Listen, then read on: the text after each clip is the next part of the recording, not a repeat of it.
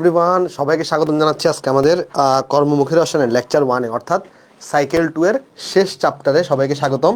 তো 4টা ক্লাসের মাধ্যমে আমাদের এই চ্যাপ্টারটা শেষ হয়ে যাবে। তার আগে তোমরা একটু আমাকে কমেন্টে জানাই দাও যে আমার কথা ঠিকঠাক মনে শোনা যাচ্ছে কিনা বা সব ওকে আছে কিনা। আমি একটু আমার এন্ড থেকে চেক করে দেখি। হ্যাঁ হ্যাঁ, আমার এন্ড থেকে সব ঠিকঠাক মতো আছে। আশা করি তোমাদের এন্ড থেকেও সব ঠিকঠাক মতো থাকবে। ওকে, সো আমাদের দেখতে দেখতে কিন্তু ফার্স্ট পেপারের 3টে চ্যাপ্টার শেষ হয়ে গেছে, অর্থাৎ ল্যাবরেটরি নিরাপদ ব্যবহার, তারপর গুণগত রসায়ন আর হচ্ছে তোমার মোলের পর্যাবৃত্ত। দেখা যাবে এই উইকের মধ্যেও কিন্তু আমাদের কর্মমুখী রসায়নটা শেষ হয়ে যাবে। আর এরপরে আমরা 7 দিন বা 2-3 দিন বন্ধ দিয়েই তোমাদেরকে কিন্তু আমরা পরিবেশ রসায়ন শুরু করে দিব। সো যারা যারা সাইকেল 3-তে এনরোল করবা তোমরা কিন্তু এই উইকে এনরোল করে ফেলিও, তাহলে দেখবা একদম শুরু থেকে পরিবেশ রসায়নের লাইভ ক্লাসগুলো তুমি করতে পারতেছো। সো চলো আর কথা না বাড়িয়ে আমরা শুরু করি। এটা সহজ চ্যাপ্টার, বাট প্যারাটা কি? প্যারাটা হচ্ছে এটার মধ্যে কিছু জিনিস তোমাকে বুঝে বুঝে একটু মুখস্থ করতে হবে, বুঝছো? মানে জিনিসটা হচ্ছে, আমি যদি তোমাকে বলি যে চ্যাপ্টার তুমি নিজে পড়ে ফেলো, ধরো বললাম তুমি চ্যাপ্টারটা নিজে পড়ে ফেলো, তুমি পড়তে পারবা, বাট প্রবলেম হবে তুমি দেখবে অনেকগুলো টার্ম এখানে চলে আসতেছে যেটা তুমি বুঝতে পারতেছো না। সো যেটা এই চ্যাপ্টারটা যেটা করবো, যেটা বা তুমি যেভাবে পড়বা, প্রথমে আগে তুমি ক্লাস করবা, ক্লাস করার পরে স্লাইডটা পড়বা, স্লাইডে বইয়ের সব দাগানো অংশগুলোই থাকবে। এরপর তুমি বইটা একবার রিডিং দিয়ে আমাদের সাইকেলের বই থেকে তুমি প্র্যাকটিস প্রবলেম করতে পারো, বা আমার যে প্র্যাকটিস শিট দেওয়া থাকবে সেটা তুমি সলভ করতে পারো। কেমন? আমি এক্সট্রিমলি সরি, আসলে লাস্ট 2-3 উইক তোমাদেরকে অনেক কম সময় দিতে পারছি, বিভিন্ন ডিফিকাল্টিস ছিল আসলে লাইফে। তো সমস্যা নেই, এখন থেকে সবগুলা মানে সব আসলে সলভ হয়ে গেছে জিনিসটা। সো আশা করি এখন থেকে আবার আগের মতো তোমার হচ্ছে রেগুলারলি টাইম দিতে পারবো। এবং এছাড়াও আমাদের কিন্তু অলরেডি টেলিগ্রামে ডাউট সলভ চলতেছে। আমাদের টেলিগ্রাম, প্রতিটা সাইকেলের জন্য আমাদের আলাদা আলাদা টেলিগ্রাম ডাউট সলভ গ্রুপ আছে, যেগুলোতে কিন্তু তোমাদেরকে রেগুলার ডাউট সলভ দেওয়া হচ্ছে। তো যারা যারা এখনো সাইকেল 1 আর সাইকেল 2 এর ডাউট সলভের গ্রুপে অ্যাড হও নাই, তোমরা কিন্তু গ্রুপে অ্যাড হয়ে যাও। ওইখানে একটা আইডি আছে ডাউট সলভার, যে তোমাদের ডাউটগুলো কিন্তু সলভ করে দিবে। কেমন? সো আশা করি সব শোনা যাচ্ছে। আচ্ছা, কলেজের প্রিপারেশন নিয়ে কি করব? দেখো, যাদের কলেজে পরিবেশ রসায়ন আছে তারা যেটা করতে পারো, এখন তোমার যদি কলেজের এক্সামটা কভার দিতে হয়, তুমি যেটা করতে পারো, আমার ইউটিউবে কিন্তু পরিবেশ রসায়নের উপর একটা ক্র্যাশ কোর্স আছে, যেখানে অলরেডি 6টা ভিডিও আপলোড করা আছে। আর আরেকটা ভিডিও আপলোড হবে, 7টা ভিডিও, ওটার মাধ্যমে কলেজের এক্সামে যা যা আসতে পারে তা, বা বোর্ডে যা যা আসতে পারে তা কিন্তু তোমাকে মোটামুটি একটা শর্ট টাইমের ভিতরে প্রমাণ দেখানো ছাড়া করাই দেওয়া আছে। বাট ওইটা করলে কিন্তু তোমার জন্য এনাফ হবে না। তুমি যদি একাডেমিক টু অ্যাডমিশন প্রিপারেশন নিতে চাও, একাডেমিক টু অ্যাডমিশন জিনিসপত্র আমরা কিন্তু আমাদের সাইকেলে পড়াবো। কারণ তোমরা নিশ্চয়ই জানো, যে কোনো কিছুর একাডেমিক থেকে অ্যাডমিশনে তুমি যদি পড়তে চাও, তোমার অবশ্যই ডিটেলসে পড়তে হয়। বাট ক্র্যাশ কোর্সে কিন্তু ওরকম ডিটেলসে পড়ার সুযোগ থাকে না। তাই যদি কারো কলেজের এক্সাম ডিল করতে হয় পরিবেশ রসায়নটা, তাহলে তুমি 2টা কাজ করতে পারো। একটা হচ্ছে সাইকেল 3 এর আর্কাইভগুলো দেখতে পারো, ওইখানে ডিটেলসে করানো আছে। মানে ডিটেলস যদি একবারে পড়ে ফেলতে চাও, বাট বারবার বলি, আমি সবসময় রিকমেন্ড করি লাইভ ক্লাস। কেন লাইভ ক্লাস? কারণ আর্কাইভ ক্লাসগুলো আমি নিছি, বাট ব্যাপারটা কি ভাই, প্রতি বছরই কন্টেন্ট অনেক আপডেট হয়। সো এখন তুমি যদি পুরাতন জিনিস মানে টাকা দিয়ে তুমি কেন করবা, যেখানে নতুন জিনিস আছে? ওকে, যেমন এটারও তো আর্কাইভ আছে, বাট এটা থেকে দেখবা এই বছরের কন্টেন্ট অনেক আপগ্রেড হচ্ছে। ওকে, সো চলো শুরু করি, আর কথা না বাড়ে। আশা করি তোমরা সবাই অনেক ভালো আছো। তাহলে এটা হচ্ছে আমাদের লেকচার নাম্বার 1। ওকে, আচ্ছা চলো, আমাদের কিন্তু আবার সামারি ক্লাসগুলো শুরু হবে। সাইকেল 1-এর কিছু সামারি ক্লাস বাকি আছে, সাইকেল 2 এর আমরা কিন্তু সামারি ক্লাস দিব, আবার এক্সামগুলো আবার শুরু হবে রেগুলারলি। চলো শুরু করি। কেমন? আজকে কালকের মধ্যেই সাইকেল 1-এর তোমাদেরকে রিভিশন এক্সামের একটা রুটিন দিয়ে দেওয়া হবে। কেমন? আর সাইকেল 2 এরও তোমাদের হচ্ছে আস্তে আস্তে রিভিশন এক্সাম, আগে সাইকেল 1 আমরা করবো, সাইকেল 1-এর রিভিশন এক্সামগুলো রুটিন তুমি পরশুর ভিতরে পেয়ে যাবা। ওকে, চলো শুরু করি। সবাই কি রেডি? একটু আমাকে বলো, সবাই কি রেডি? কমেন্ট একটু আমাকে জানাই দাও সবাই কি রেডি কিনা। হ্যাঁ, টেলিগ্রামে জয়েন হবা কীভাবে? আচ্ছা, তোমাদেরকে আজকে আমি পোস্ট করে ওই টেলিগ্রাম গ্রুপটা দিয়ে দিব, ওইখানে তুমি একটু জয়েন হয়ে নিও। কেমন? আশা করি সবাই রেডি। আজকে ক্লাসটা আমাদের শুধু ফেসবুকে হচ্ছে, ক্লাস শেষ হওয়ার পরে তোমাদেরকে ওয়েবে আপলোড করে দিবে। চলো শুরু করি। আমাদের এই চ্যাপ্টারটার উপর 4টা ক্লাস লাগবে। প্রথমে আমরা যেটা আলোচনা করবো সেটা হচ্ছে খাদ্য নিরাপত্তা ও রসায়ন। ব্যাপারটা কি দেখো, খাদ্য নিরাপত্তা কি জিনিস সব আলোচনা করব, বাট এটার সাথে রসায়নের সম্পর্ক কি? দেখো, প্রথম কথা, খাদ্য নিরাপত্তা কি জিনিস? খাদ্য নিরাপত্তা মানে হচ্ছে সবার খাদ্যকে এনশিওর করা। মানে যতজন নাগরিক আছে বা যতজন আমাদের পৃথিবীতে মানুষ আছে, সবাই যেন খাদ্য পায়, এটাকে এনশিওর করার জন্য দেখো এখানে লিখছে কি, বছরের সব সময় সব নাগরিকের সুস্থ ও কর্মক্ষম জীবন ধারণের জন্য যারা তারা পরিমাণে পর্যাপ্ত, স্বাস্থ্যবিধিগত, নিরাপদ ও সঠিক পুষ্টিমানের খাদ্যের যোগান পায়, এইরকম যে নিশ্চয়তার ব্যবস্থা, এটাকে আমরা বলি খাদ্য নিরাপত্তা। এখানে সংজ্ঞাটা ইম্পর্টেন্ট না, খাদ্য নিরাপত্তার সংজ্ঞা তোমার ইম্পর্টেন্ট না। যেগুলো ইম্পর্টেন্ট আমি তোমাকে বলে দিব। যেটা ইম্পর্টেন্ট সেটা হচ্ছে খাদ্য নিরাপত্তার ভিত্তি কয়টা। প্রশ্ন করে যে খাদ্য নিরাপত্তার ভিত্তি কয়টা বলো তো? খাদ্য নিরাপত্তার ভিত্তি হচ্ছে 3টা। মনে থাকবে? খাদ্য নিরাপত্তার ভিত্তি কয়টা? খাদ্য নিরাপত্তার ভিত্তি হচ্ছে 3টা। কি কি ভিত্তি আছে? 1, জনগণকে পর্যাপ্ত খাদ্য পাইতে হবে, পর্যাপ্ত খাদ্য প্রাপ্তি। 2 নাম্বার, খাদ্য গ্রহণের সামর্থ্য। গ্রহণের সামর্থ্য মানে কি, তুমি যদি এমন খাদ্য যের দাম অনেক বেশি রাখো, তো এটা যদি আমাদের জনগণ কিনতে না পারে, সেটা করলেও কিন্তু চলবে না। আর তৃতীয় কথা হচ্ছে খাদ্যের সঠিক ব্যবহার করতে হবে তোমাকে, ঠিক আছে? তাহলে যদি জিজ্ঞেস করে খাদ্যের নিরাপত্তা কয়টা, তাহলে আনসার কি হবে? আনসার হবে 3টা। যদি জিজ্ঞেস করে নিরাপত্তাগুলোর নাম কি কি, একটু এই নিরাপত্তাগুলোর নাম তুমি একটু মনে রাখবা, যে পর্যাপ্ত খাদ্য প্রাপ্তি, খাদ্য গ্রহণের সামর্থ্য, আর খাদ্যের সঠিক ব্যবহার। এখন রসায়ন আসলে কিভাবে খাদ্যের এখানে ভূমিকা রাখে? রসায়ন দুইভাবে খাদ্য ব্যবস্থায় ভূমিকা রাখতে পারে। একটা হচ্ছে রসায়নকে ইউজ করে, বিভিন্ন কেমিক্যাল তুমি জমি জমাতে ইউজ করে তুমি কিন্তু ফসলটাকে বাড়াইতে পারো, ফলন বাড়াইতে পারো। আর দ্বিতীয় আরেকটা জিনিস হচ্ছে, ধরো যেই খাবারটা প্রডিউস হয়েছে সেই খাবারটাকে তুমি যেন স্টোরেজ করে রাখতে পারো, এজন্য তুমি বিভিন্ন কেমিক্যাল যুক্ত করে, যেগুলোকে আমরা প্রিজারভেটিভ বলি, বা দীর্ঘদিন সংরক্ষণ করতে পারো, এটাই কিন্তু রসায়নের ভূমিকা। তার আমি যদি জিজ্ঞেস করি যে রসায়ন এটা আসলে খাদ্য মানে সংরক্ষণে কিভাবে ভূমিকা পালন করে, বা খাদ্য ব্যবস্থায় কিভাবে ভূমিকা পালন করে, দুইভাবে ভূমিকা পালন করতে পারে। একটা হচ্ছে খাদ্য উৎপাদন বৃদ্ধির মাধ্যমে, খাদ্য উৎপাদন বৃদ্ধির মাধ্যমে বিভিন্ন ধরনের যে কেমিক্যাল আমরা যোগ করি ফসলে, সেগুলোর মাধ্যমে। আরেকটা হচ্ছে তুমি যেন খাবারকে বা খাদ্যকে দীর্ঘদিন সংরক্ষণের মাধ্যমে, দীর্ঘদিন সংরক্ষণের মাধ্যমে। এই দুই উপায়ে কিন্তু রসায়ন আসলে আমাদের খাদ্য ব্যবস্থায় ভূমিকা রাখতে পারে। আচ্ছা, আরেকটা জিনিস জিজ্ঞেস করে, সেটা হচ্ছে একটা আছে খাদ্য নিরাপত্তার ভিত্তি, মানে এটার বেস। আরেকটা জিনিস জিজ্ঞেস করে যে একটা সংস্থা আছে, এটার নাম শুনছো কিনা কখনো? ওয়ার্ল্ড হেলথ অর্গানাইজেশন, যেটাকে আমরা কি বলি? ওয়ার্ল্ড হেলথ অর্গানাইজেশন,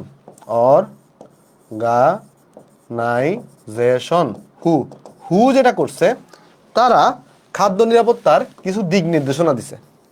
যেটা কি করছে? খাদ্য নিরাপত্তার কিছু দিক নির্দেশনা দিছে। যদি তোমাকে জিজ্ঞেস করে খাদ্য নিরাপত্তার ভিত্তি কয়টা, আনসার হবে 3টা। যদি তোমাকে জিজ্ঞেস করে হু কর্তৃক খাদ্য নিরাপত্তার দিক নির্দেশনা কয়টা, খাদ্য নিরাপত্তার দিক নির্দেশনা কয়টা? দিক নির্দেশনা হচ্ছে 5টা। তাহলে মনে থাকবে? দেখো কি কি বললাম আমি। যদি তোমাকে জিজ্ঞেস করে খাদ্য নিরাপত্তার ভিত্তি কয়টা হবে, ভিত্তি হবে 3টা। আর যদি জিজ্ঞেস করে দিক নির্দেশনা কয়টা দিছে, দিক নির্দেশনা হবে 5টা। ভাই এই চ্যাপ্টারটা যখন আমি তোমাকে ক্লাস করাবো, ক্লাসের সাথে সাথে এই জিনিসগুলো এখন নোট করার দরকার নাই, তুমি এগুলো পরে পিডিএফ থেকে নোট করে নিও। বাট এই লেখা যেগুলো আমি লিখতেছি, এগুলো তুমি আমার সাথে তুলতে পারো। বাট ক্লাসের পরে অবশ্যই তোমাকে পুরোটা কিন্তু নোট করে ফেলতে হবে। আমাকে একটু কমেন্টে জানাও যে এতটুকু সবাই বুঝতে পারছি কিনা আমরা, বা এতটুকু সবার ক্লিয়ার কিনা। এই জিনিসগুলো কি সবার ক্লিয়ার? একটু আমাকে জানাবা। হ্যাঁ, না নোট এভাবে এখন করা লাগবে না, কারণ এখানে অনেকগুলাই মানে তোমার ধরো সংজ্ঞা অনেক কিছু লেখা আছে। সো আগের ক্লাস না, এটা তো নতুন চ্যাপ্টার, তুমি আগের ক্লাসের সাথে এটা কোনো সম্পর্কই নেই, সো তুমি যে কোনো চ্যাপ্টার নতুন থেকে শুরু করতেই পারবা। সো চলো নেক্সটে চলে যাই। আসো নেক্সটে আমাকে বলো তো কোনটা খাদ্য নিরাপত্তার ভিত্তি নয়? কোনটা? দেখো, পর্যাপ্ত খাদ্য প্রাপ্তি, এটা ভিত্তি ছিল। খাদ্য গ্রহণের সামর্থ্য, এটাও ভিত্তি ছিল। আবার খাদ্যের সঠিক ব্যবহার, এটাও কিন্তু ভিত্তি ছিল। কিন্তু খাদ্য উৎপাদন বৃদ্ধি এটা নিয়ে কাজ করে তো রসায়ন, এটা কিন্তু খাদ্য নিরাপত্তার কোনো ভিত্তি না। তাহলে ভিত্তি না কোনটা হবে? না হবে তোমার কাছে এখানে বি নাম্বারটা, যে খাদ্য উৎপাদন বৃদ্ধি, এটা কিন্তু খাদ্য নিরাপত্তার কোনো ভিত্তি না। তারপর এবার আসো যে খাদ্য উৎপাদন বৃদ্ধিতে ওই রসায়ন কিভাবে ভূমিকা পালন করে। বিভিন্ন ধরনের কেমিক্যাল আমরা কিন্তু যুক্ত করে ফসল কিন্তু বাড়াইতে পারি, ফলন বাড়াইতে পারি। যেমন এখানে গুরুত্বপূর্ণ জিনিস আছে, দেখো তুমি নাইট্রোজেন যুক্ত যে সারগুলো আছে, এরা কি করতে সাহায্য করে? উদ্ভিদের বৃদ্ধিতে সহায়তা করে।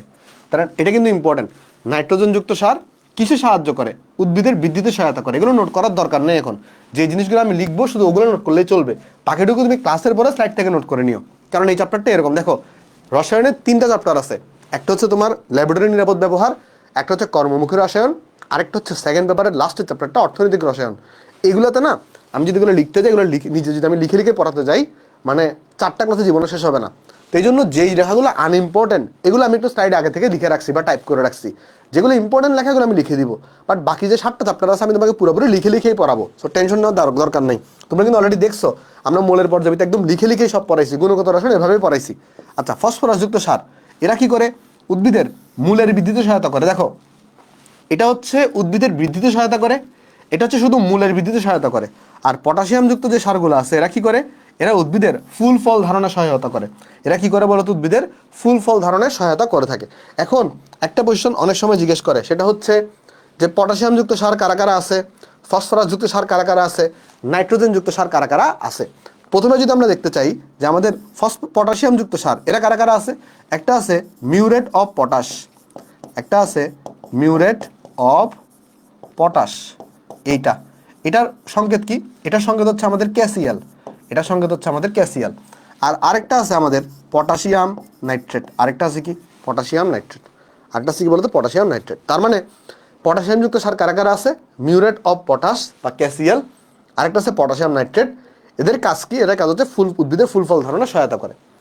আর যদি তুমি দেখতে চাও নাইট্রোজেন যুক্ত সার, নাইট্রোজেন যুক্ত সার কারা কারা আছে, নাইট্রোজেন যুক্ত সার আছে প্রথম কথা হইতে পারে অ্যামোনিয়াম নাইট্রেট, হইতে পারে কি বলতো অ্যামোনিয়াম, এই দাঁড়াও হইতে পারে এখানে ammonium nitrate NH4NO3, ammonium nitrate হইতে পারে। 2 নম্বরে কি হইতে পারে বলতো, 2 নম্বরে হইতে পারে আমাদের ইউরিয়া, 2 নম্বরে হইতে পারে হচ্ছে আমাদের ইউরিয়া। আর ইউরিয়ার সংকেত কিন্তু অনেক ইম্পর্টেন্ট, এটা পরীক্ষায় লাগে। ইউরিয়ার সংকেত কিরকম, এই যে NH2 থাকে, তারপর এখানে C ডাবল বন্ড ও, তারপর এখানে NH2, ইউরিয়ার সংকেত। তারপরে 3 নম্বরে কি হতে পারে, 3 নম্বরটা কার কাজ করি, 3 নম্বরটা আমি এখানে লিখে আসো কেমন। এটা হইতে পারে আমাদের হচ্ছে ammonium sulphate NH4 2SO4, ammonium sulphate. তাহলে এইগুলা যেগুলো আছে এগুলা কি, এগুলো হচ্ছে তোমার আমাদের নাইট্রোজেন যুক্ত সার। দেখো এগুলোতে প্রত্যেকটাতে নাইট্রোজেন আছে, খেয়াল করে দেখছো এগুলো প্রত্যেকটাতে নাইট্রোজেন আছে। এগুলো এমন সার যেখানে কি আছে, নাইট্রোজেন আছে, যেখানে নাইট্রোজেন আছে। তাহলে নাইট্রোজেন যুক্ত সার কারা কারা আছে, একটা আছে অ্যামোনিয়াম নাইট্রেট, একটা হচ্ছে আমাদের ইউরিয়া, একটা হচ্ছে আমাদের অ্যামোনিয়াম সালফেট। এরা কি করে, এরা উদ্ভিদের নাইট্রোজেন যুক্ত সার কি করে, উদ্ভিদের বৃদ্ধিতে সহায়তা করে। ফসফরাস যুক্ত সার কি করে, উদ্ভিদের মূলের বৃদ্ধিতে সহায়তা করে, উদ্ভিদের মূলের বৃদ্ধিতে সহায়তা করে, মূলের বৃদ্ধিতে। তারপরে পটাশিয়াম যুক্ত সার কি করে, এরা উদ্ভিদের ফুল ফল ধারণে সহায়তা করে, এরা উদ্ভিদের ফুল ফল ধারণে সহায়তা করে। আচ্ছা, এবার যদি দেখতে চাই ফসফরাস যুক্ত সার, প্রথমে যে জিনিসটা ইম্পর্টেন্ট ফসফরাস যুক্ত সারে সেটা হচ্ছে আমাদের ট্রিপল সুপার ফসফেট। দেখো ফসফরাস যুক্ত সার প্রথমে যেটা important 1 number triple super phosphate, যেটাকে টিএসপি বলে, যেটাকে কি বলে টিএসপি পূর্ণ নাম কি বলতো, ট্রিপল সুপার ফসফেট। এটার যদি তুমি সংকেত দেখতে চাও, এটা সংকেত অনেক ইম্পর্টেন্ট, যে ক্যালসিয়াম থাকে, তারপরে H2 থাকে, ক্যালসিয়াম থাকে, এরপরে H2 থাকে, তারপরে PO4 থাকে, তারপরে এখানে 2 থাকে। দেখো H2, দেখো ক্যালসিয়াম থাকে, H2 থাকে, PO4 থাকে, তারপর 2 থাকে। এই দেখো এই সংকেতটার উপর বেসিস করে এটাকে আরেকটা নামও রাখতে পারি আমরা, এই সংকেতটার উপর বেসিস করে এটাকে আরেকটা নামও ডাকা যায়। তাহলে এটা হচ্ছে টিএসপি সংকেত হচ্ছে আমাদের এটা টিএসপি বা ট্রিপল সুপার ফসফেট। এটার সংকেত কি, এটা সংকেত হচ্ছে, আমি যদি একটু ছোট করে দিই এখানে তাহলে একটু জায়গা পাবো, একটু ছোট করে দিই আসো কেমন, একটু ছোট করে দিই। হ্যাঁ দেখো দেখো এটার সংকেত কি হতে পারে, এখানে বলতে ক্যালসিয়াম কয়টা আছে, ক্যালসিয়াম আছে এখানে একটা, ক্যালসিয়াম আছে কয়টা, একটা। তাহলে এটাকে আমরা বলতে পারি মোনো ক্যালসিয়াম ডাইহাইড্রোজেন ফসফেট। এটাকে কি বলা যায়, এটাকে বলা যায়, এটার আরেকটা নাম হচ্ছে, এটার আরেকটা নাম হচ্ছে মোনো ক্যালসিয়াম, টিএসপির আরেকটা নাম হচ্ছে মোনো ক্যালসিয়াম ডাইহাইড্রোজেন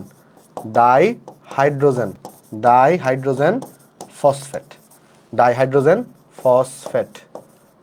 বুঝতে পারছি আমরা জিনিসটা, বলো তো বুঝতে পারছো কিনা, এই জিনিসটাকে বুঝতে পারছো। তার উদ্ভিদের মূলের বৃদ্ধিতে সহায়তা করে ফসফরাস যুক্ত সার, এখানে ফসফরাস যুক্ত সার উদাহরণ কি টিএসপি বা ট্রিপল সুপার ফসফেট। আরেকটা হইতে পারে কি, সেটা হচ্ছে আমাদের ডাই অ্যামোনিয়াম ফসফেট। আরেকটা হতে পারে কি, আরেকটা হতে পারে ডাই অ্যামোনিয়াম ফসফেট, আরেকটা হতে পারে ডাই অ্যামোনিয়াম ফসফেট। এটাকে সংক্ষেপে ডিএপি বলে, ডাই অ্যামোনিয়াম ফসফেট। এটা যদি তুমি সংকেত দেখতে চাও, এটা সংকেত কিরকম, এটা সংকেত হচ্ছে ডাই অ্যামোনিয়াম মানে কি, অ্যামোনিয়া থাকবে দুইটা, অ্যামোনিয়াম থাকবে দুইটা, NH4 থাকবে দুইটা, তারপর এখানে হাইড্রোজেন আর এখানে PO4 হবে। ঠিক আছে, দেখো বুঝতে পারছো কিনা সবাই, বুঝতে পারছি জিনিসটা আমরা, দেখো তো এখানে বোঝা গেছে কিনা, দেখো এটা বুঝতে পারছো কিনা, দেখো এটা কি বুঝতে পারছো সবাই, একটু করে আমাকে জানাও যে এতটুকু বোঝা গেছে কিনা। হ্যাঁ ওকে, নোট না করলেও হবে, তবে তুমি পিডিএফ থেকে পরে নোট করে নিও কেমন, পরে তুমি পিডিএফ থেকে নোট করে নিও।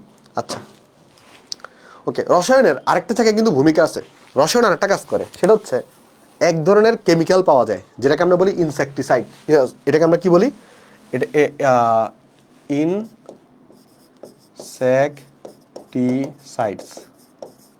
এটার কাজ কি জানো, ইনসেকটিসাইডের কাজ কি, এটার কাজ কি কেউ বলতে পারবা, এটার কাজ হচ্ছে ওই যে ফসলে যেন পোকামাকড় জন্মাইতে না পারে, এগুলো এই কেমিক্যালটা পোকামাকড়কে মেরে ফেলতে পারে। তাহলে এটা যেন ফসলের পোকামাকড়, এটা কাজ কি, এটা হচ্ছে পোকামাকড়, এটা কাজ হচ্ছে পোকামাকড় মেরে ফেলা। পোকামাকড় এটাও কিন্তু একটা বিষাক্ত কেমিক্যাল। তাহলে এটার মাধ্যমে পোকামাকড় মেরে ফেলার মাধ্যমে আমাদের কিন্তু খাদ্য উৎপাদন বৃদ্ধি পাইতে পারে। কেন? ওই নষ্ট হবে না খাদ্যটা, ঠিক আছে, না তো নষ্ট হয়ে যাইতো। তাহলে কি এটা এতটুকু আমাদের ক্লিয়ার সবার? এতটুকু আমাদের ক্লিয়ার? কোথায় হাইড্রোজেন কেন আসলো দেখো, হাইড্রোজেন কেন আসলো দেখো, আমি তোমাদের বলি। দেখো তোমরা সবাই জানো PO4 যেটা ফসফেটের চার্জ হচ্ছে 3-। তোমরা সবাই জানো PO4 এর চার্জ কত? PO4 এর চার্জ হচ্ছে 3-। এখন তুমি লক্ষ্য করে দেখো, তাহলে বলো তো এতটুকু চার্জ কত হবে? এতটুকু চার্জ কত হবে? যেহেতু ফসফেট হচ্ছে 3- আর H2 আছে, তাহলে H2 চার্জ হচ্ছে +2। তাহলে এইটার চার্জ দেখো, এটার চার্জ হচ্ছে 3-, এটার চার্জ হচ্ছে +2, তাহলে এতটুকু চার্জ হচ্ছে -1, এতটুকু চার্জ হচ্ছে -1। তাহলে H2PO4টা এটা কিন্তু পুরোটা কার মতো আচরণ করতেছে? এটা পুরোটা আচরণ করতেছে কিন্তু একটা তোমার ধরো একক ঋণাত্মক অ্যানায়নের মতো, ওই ধরো ক্যালসিয়াম হাইড্রোক্সাইড ওই টাইপের আচরণ করতেছে। তাই এখানে কিন্তু একটা 2 বসছে, আর এখানে কি হয়েছে দেখো, ডাই অ্যামোনিয়াম। তাহলে এতটুকু চার্জ কত? এতটুকু চার্জ হচ্ছে +2, কারণ অ্যামোনিয়ামের চার্জ হচ্ছে +1। এতটুকু চার্জ হচ্ছে -3। তাহলে পুরোটাকে জিরো করার জন্য এখানে শুধু হাইড্রোজেন বসাইতে হবে, পুরোটাকে জিরো বসানোর জন্য এখানে শুধু হাইড্রোজেন বসাইতে হবে। বুঝছো? আশা করি বুঝতে পারছো। তাহলে চলো নেক্সটে চলে যাই। নেক্সটে বলতেছে খাদ্য নিরাপত্তার নীতি কয়টা ভিত্তির উপর প্রতিষ্ঠিত? এটা কিন্তু 3টা ভিত্তির উপর প্রতিষ্ঠিত। খাদ্য নিরাপত্তার নীতিটা 3টা ভিত্তির উপর প্রতিষ্ঠিত। তারপর এইটা খাদ্য নিরাপত্তার দিক নির্দেশনা দিচ্ছে কয়টা? দিক নির্দেশনা দিচ্ছে হচ্ছে 5টা। বাট দিক নির্দেশনাগুলো কি এগুলো জানার দরকার নাই, এগুলো পরীক্ষায় আসে না। বাট নীতি কয়টা দিছে এটা পরীক্ষায় জিজ্ঞেস করে, বাট দিক নির্দেশনা মানে কি আছে সেটা আসলে জানার দরকার নাই। ওকে, বাট তুমি যদি মেডিকেলের অ্যাসপারেন্ট হও তাহলে তুমি জানতে পারো। যেমন কি বলছে? দূষণমুক্ত খাদ্য গ্রহণ করতে হবে। তারপর কাঁচা কাঁচা কাঁচা সবজি আর পাকা সবজি, মানে পাকা সবজি বলতে কি, এই যে কাঁচা ও রান্না করা খাদ্য এদেরকে পৃথক রাখতে হবে। তারপর তোমার ধরো নিরাপদ পানি পান করতে হবে, তারপর খাদ্যকে সংরক্ষণ করতে হবে। এরকম 5টা নীতি দেওয়া আছে, বাট ওভারঅল এগুলো লাগে না, তাই আমি লিখে দিই নেই। ঠিক আছে, তারপর বলো TSP এর সঠিক সংকেত কোনটি? সঠিক সংযুক্তি TSP, ট্রিপল সুপার ফসফেট, এটা সঠিক সংযুক্তি কোনটা? এই যে দেখো ক্যালসিয়াম, এই যে মোনোক্যালসিয়াম হাইড্রোজেন ফসফেট, এটা হচ্ছে সঠিক সংকেত। আচ্ছা, একটা জিনিস তুমি একটু জেনে রাখতে পারো, 3টা কেমিক্যাল আছে। একটা হচ্ছে ক্যালসিয়াম কার্বাইড, এটাকে আমরা কি বলি? এটাকে আমরা বলি ক্যালসিয়াম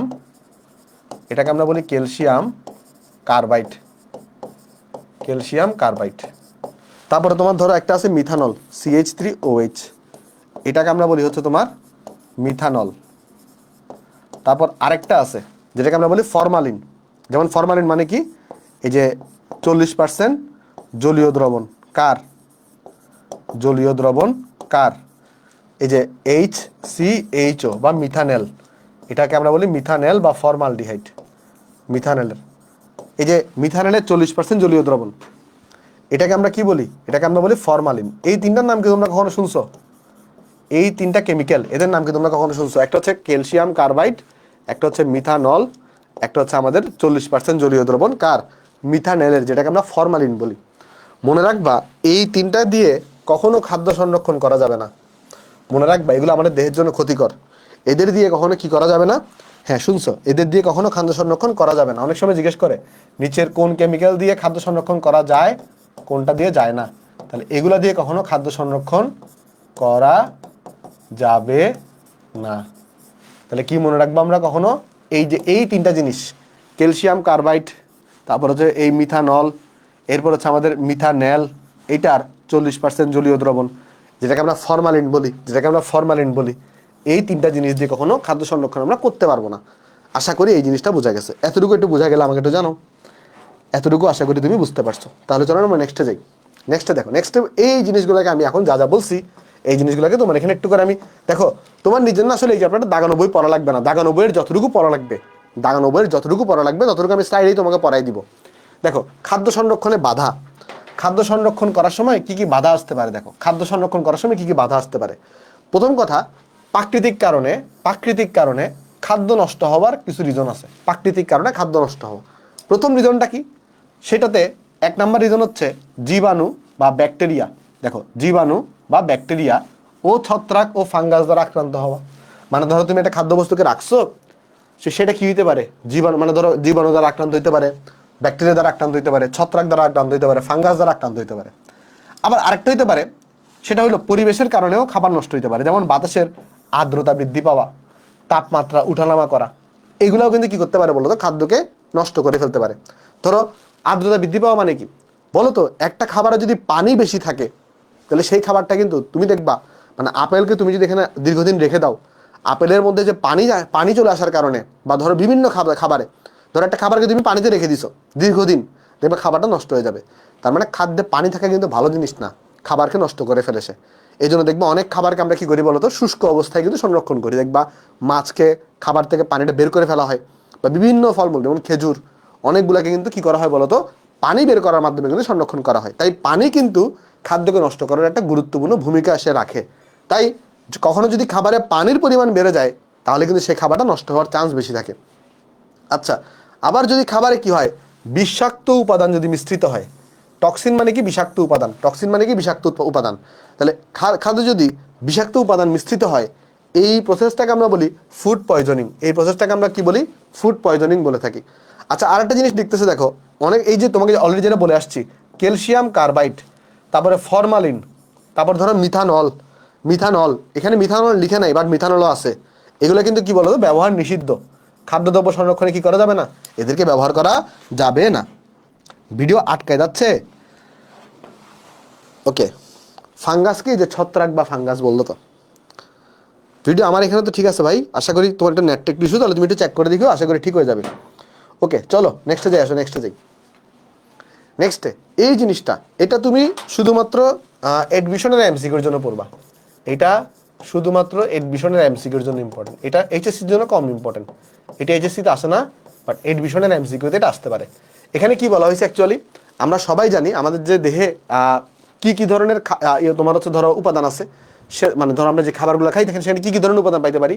একটা হতে পারে শ্বেতসার বা শর্করা জাতীয় খাদ্য, যেটাকে আমরা কার্বোহাইড্রেট বলি, একটা আমিষ বা প্রোটিন, তেল চর্বি বা যেটাকে স্নেহ জাতীয় পদার্থ বলি, ভিটামিন বলি, খনিজ লবণ বলি, আর জাতীয় পদার্থ পানি। এখন দেখো এই যে শ্বেতসার বা শর্করা এরা কি করে, এরা হচ্ছে দেহে শক্তি সরবরাহ করে।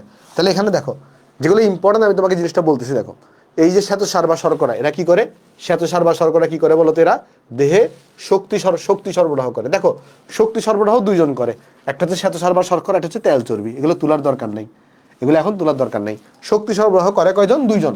একটা হচ্ছে কি আছে বলতো, একটা শক্তি সরবরাহ করে দুইজন, একটা হচ্ছে শ্বেতসার, একটা হচ্ছে তেল জাতীয় তেল চর্বি।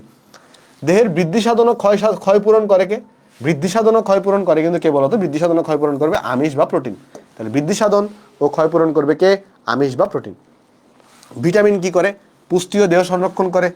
খনিজ লবণ কি করে, দেহের গঠন ক্ষয় পূরণ ও রক্ষণাবেক্ষণ করে। মানে এগুলো এত কিছু পড়ার দরকার নেই, বাট এই তিনটা ভালো করে পড়বা, এই তিনটা তুমি ভালো করে পড়বা, এই তিনটা একটু ভালো করে পড়বা, এই তিনটা একটু ভালো করে পড়বা। একবার একটু রিডিং দাও তো, কারণ এগুলো থেকে আমরা এখন এমসিকিউ সলভ করবো।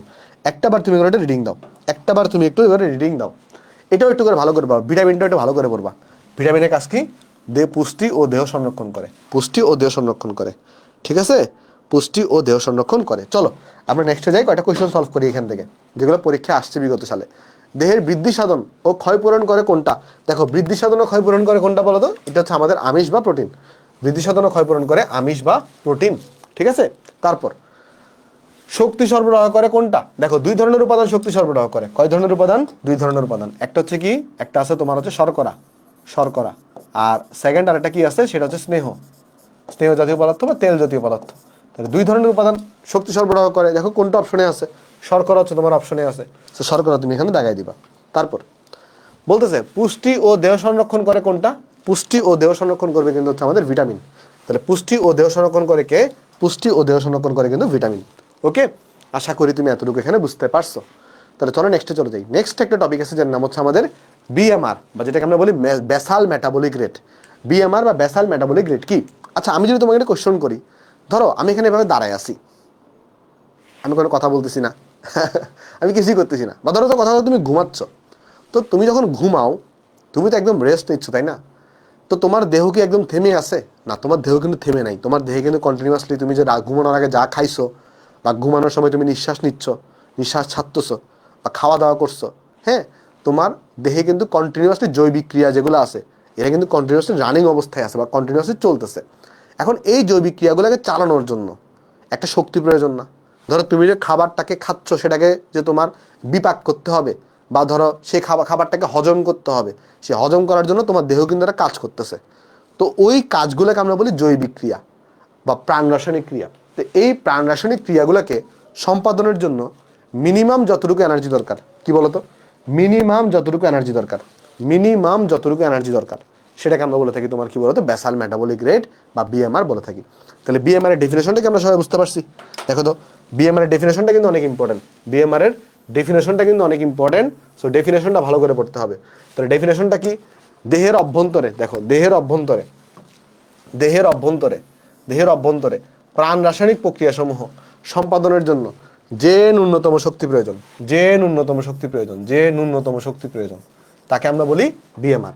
তাহলে দেহের অভ্যন্তরে, দেহের অভ্যন্তরে কেমন প্রাণ রাসায়নিক প্রক্রিয়াগুলো সম্পাদনের জন্য যে আমার শক্তিটা প্রয়োজন তাকে আমরা বলি বিএমআর। বিএমআর দিয়ে আমরা কি কি কাজ করি? দেখো তো, বিএমআর দিয়ে আমরা কি কি কাজ করি? শ্বাস প্রশ্বাস নেওয়া, হৃৎপিণ্ডে ধরফর, শরীরের তাপমাত্রা ঠিক রাখা, মস্তিষ্ক স্নায়ুতন্ত্রের কাজ, কোষের বৃদ্ধি ও পুনর্গঠন, এই সবগুলো কাজের জন্য কিন্তু কি হয় বলতো, আমার শক্তি প্রয়োজন হয়। যেমন বিএমআর এর পূর্ণরূপটা কিন্তু অনেক ইম্পর্টেন্ট, এটা কিন্তু অনেক ইম্পর্টেন্ট। পূর্ণরূপটা, পূর্ণরূপ কি? বেসাল মেটাবলিক রেট, এটা মুখস্থ রাখবা। পূর্ণরূপ কি বলতো? Basal metabolic rate. এখন একটু জেনে নিই আমরা যে কোন কাজের জন্য কত বিএমআর প্রয়োজন হয়। যেমন আমরা যখন ঘুমাই, ঘুমের বিএমআরটাকে রেফারেন্স ধরা হয়। আমরা ঘুমানোর সময় আসলে আমাদের খরচ হয় মানে এক একজনের জন্য এক একটা, বাট এটা 1 বিএমআর হয়, রেফারেন্স না, মানে 1 বিএমআর, এটা মান মনে রাখবে। এরকম আমরা যখন বসে থাকি, আমরা যখন কি করি, বসে থাকি, তখন আমাদের দেহে প্রায় 1.2 বিএমআর প্রয়োজন হয়। আবার ধরো আমরা যখন হাঁটি, আমরা যখন হাঁটতে থাকি, হাঁটার স্পিডের উপর ডিপেন্ড করে, বাট অ্যাভারেজে আমাদের মোটামুটি 3.2 বিএমআর এটার মতো খরচ হয়। আবার আমরা যখন ভারী শারীরিক কাজ করি, আমরা যখন কি করি, ভারী শারীরিক কাজ করি, আমরা যখন ভারী শারীরিক শারীরিক কাজ করব, আমাদের অ্যারাউন্ড 6.0 বিএমআর এটার মতো প্রয়োজন হয়। ঠিক আছে?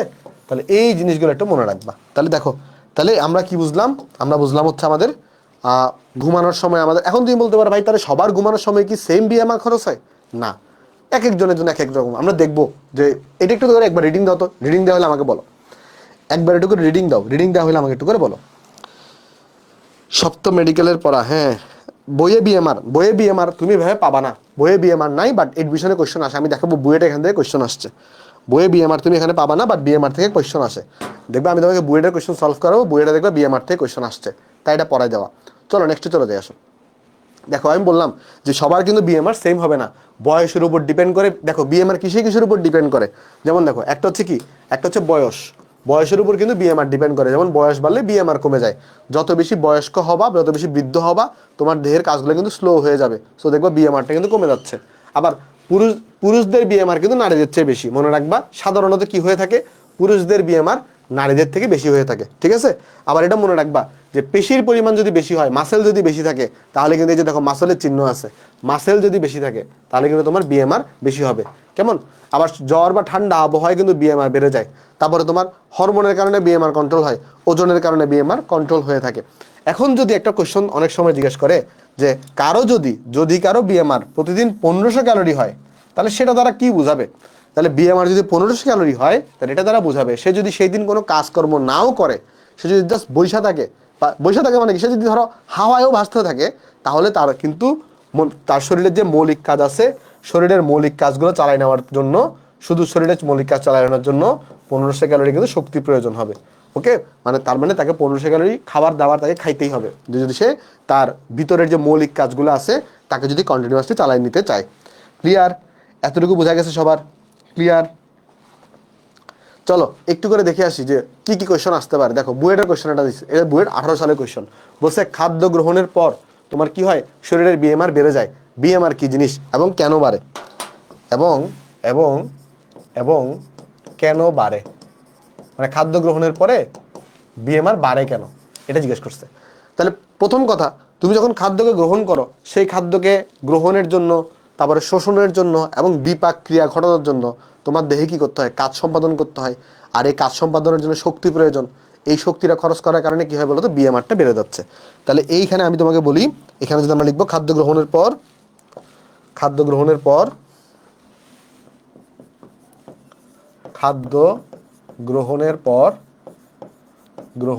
পর খাবারকে হজম, শোষণ ও বিপাকের জন্য বিপাকের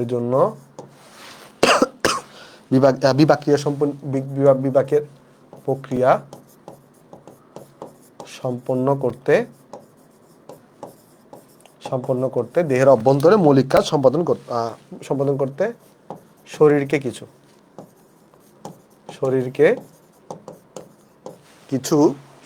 কিছু অতিরিক্ত শক্তি ব্যয় করতে হয়। শরীরকে কিছু অতিরিক্ত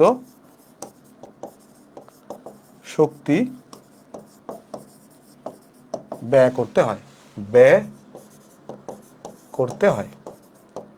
তাই খাদ্য গ্রহণের পর বিএমআর বেড়ে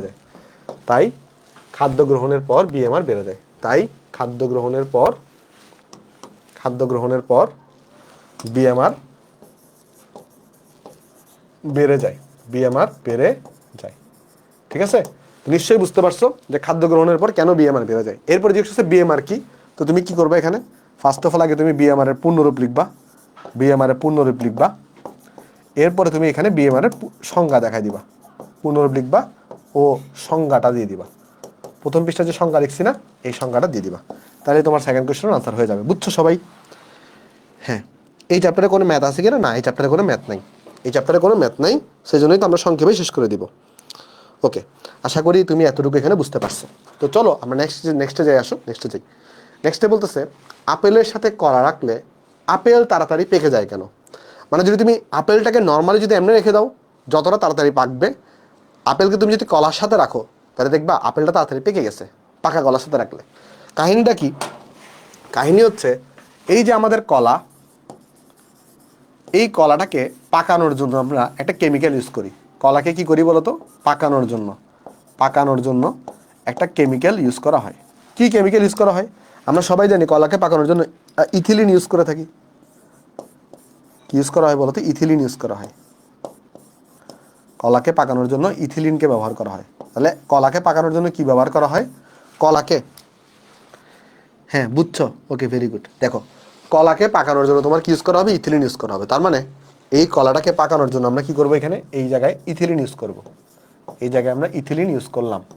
এখন যখন তুমি কলা আর আপেলকে পাশাপাশি রাখবা, তোমরা একটা প্রক্রিয়ার নাম শুনছো কি না?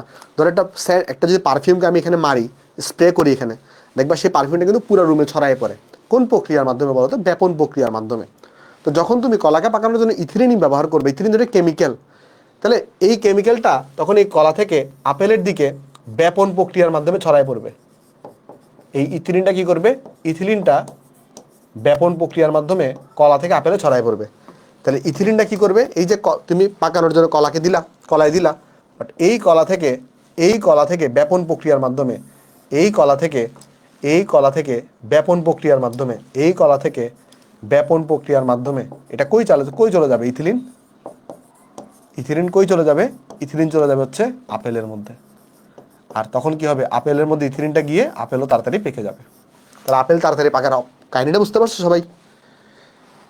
হ্যাঁ, নেট প্রবলেম হচ্ছে কোথায়? আমার এখানে তো এই দেখো সব নেট ঠিক আছে, আমি তো তোমাদের কন্টিনিউয়াসলি কমেন্ট চেক করতেছি এখানে নিচে।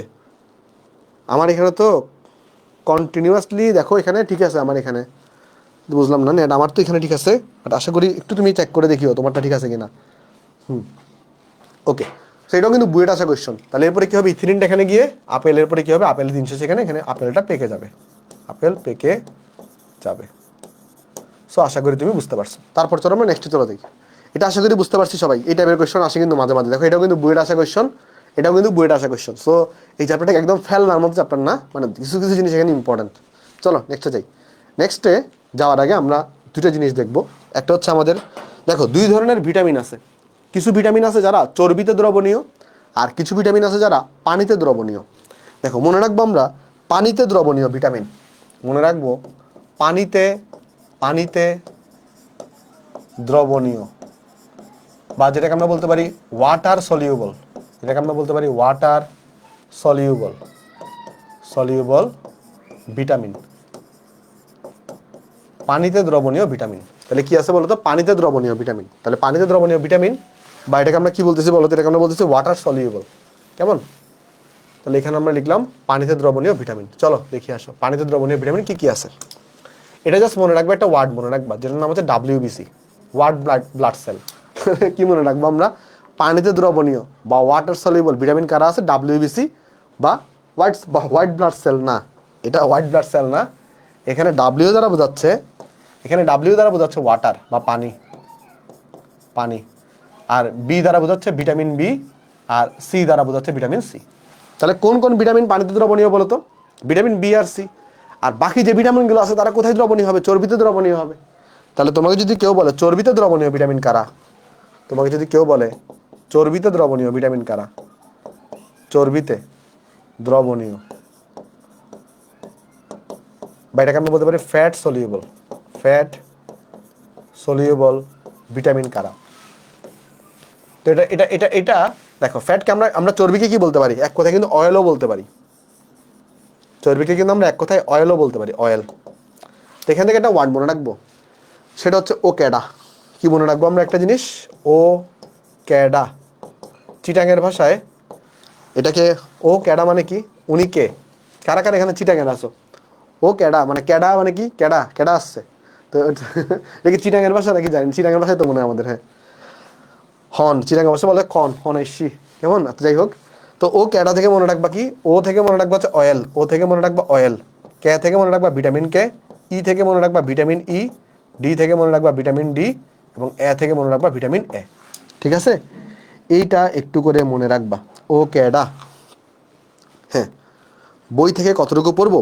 বইয়ের পড়াটাই আমি তোমাকে পড়াই দিচ্ছি। দেখো বইয়ে যা যা তোমার দাগানো জিনিস আছে আমি তোমার দেখাই। এই যে দেখো, বইয়ে তোমার বই তো পড়া, এই চ্যাপ্টারটা তোমার বই পড়া লাগবে না, আমি তোমার বই পড়াই দিব। এই যে দেখো, বইয়ে তোমার যা যা পড়া লাগবে স্টেপ বাই স্টেপ। বই আমি তো চাইলে এই চ্যাপ্টারটা তোমাদেরকে বলতে পারতাম না যে চ্যাপ্টার তুমি বই থেকে নিজে পড়ে নাও, এই চ্যাপ্টার বোঝানোর কিছু নাই না। এখানে কিন্তু বোঝার জিনিস অনেক কিছু আছে।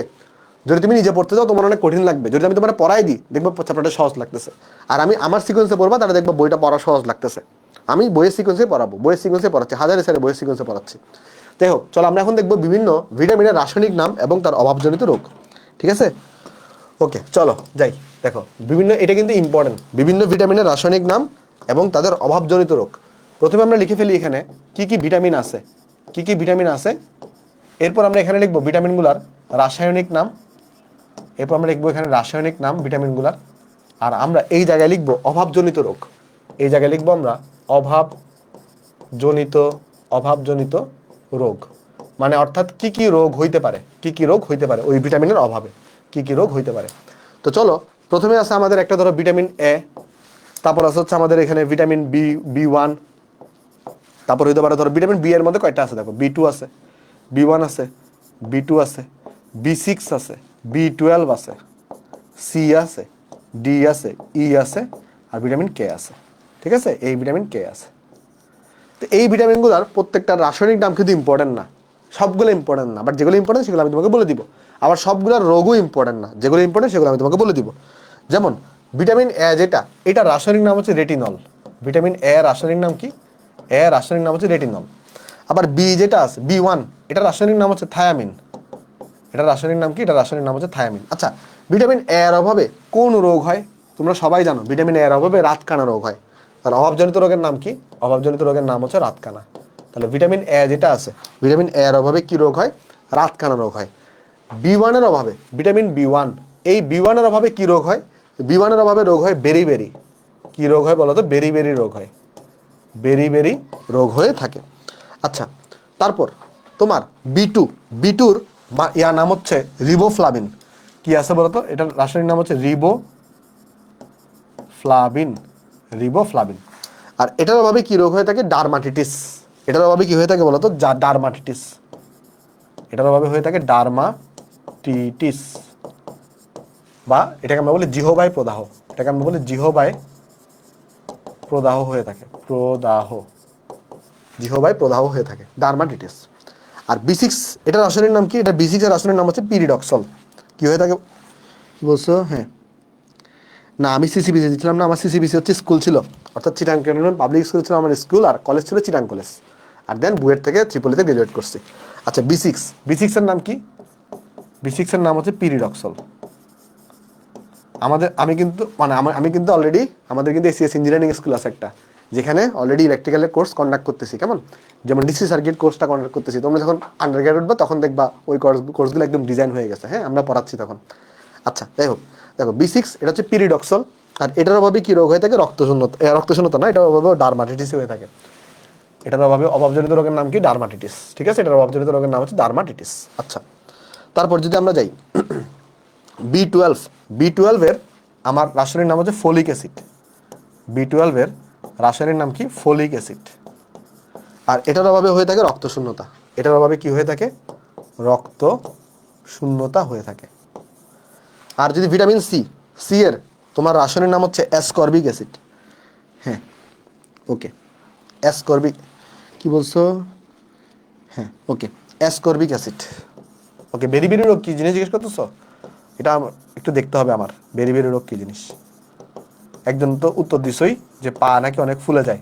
একটু আমাকে জানাই হতো আসলে কি পা ফুলে যায় কিনা, আমি জানি না, আসলে খেয়াল নেই, বাট ভালো জিনিস দিকে জানতে হবে, আমি জানি না আসলে এটা বেরি কি রোগ, দেখতে হবে এটা। আচ্ছা, সি এর অভাবে কি রোগ হয়ে থাকে? স্কারবি, এই রোগটা হয়ে থাকে।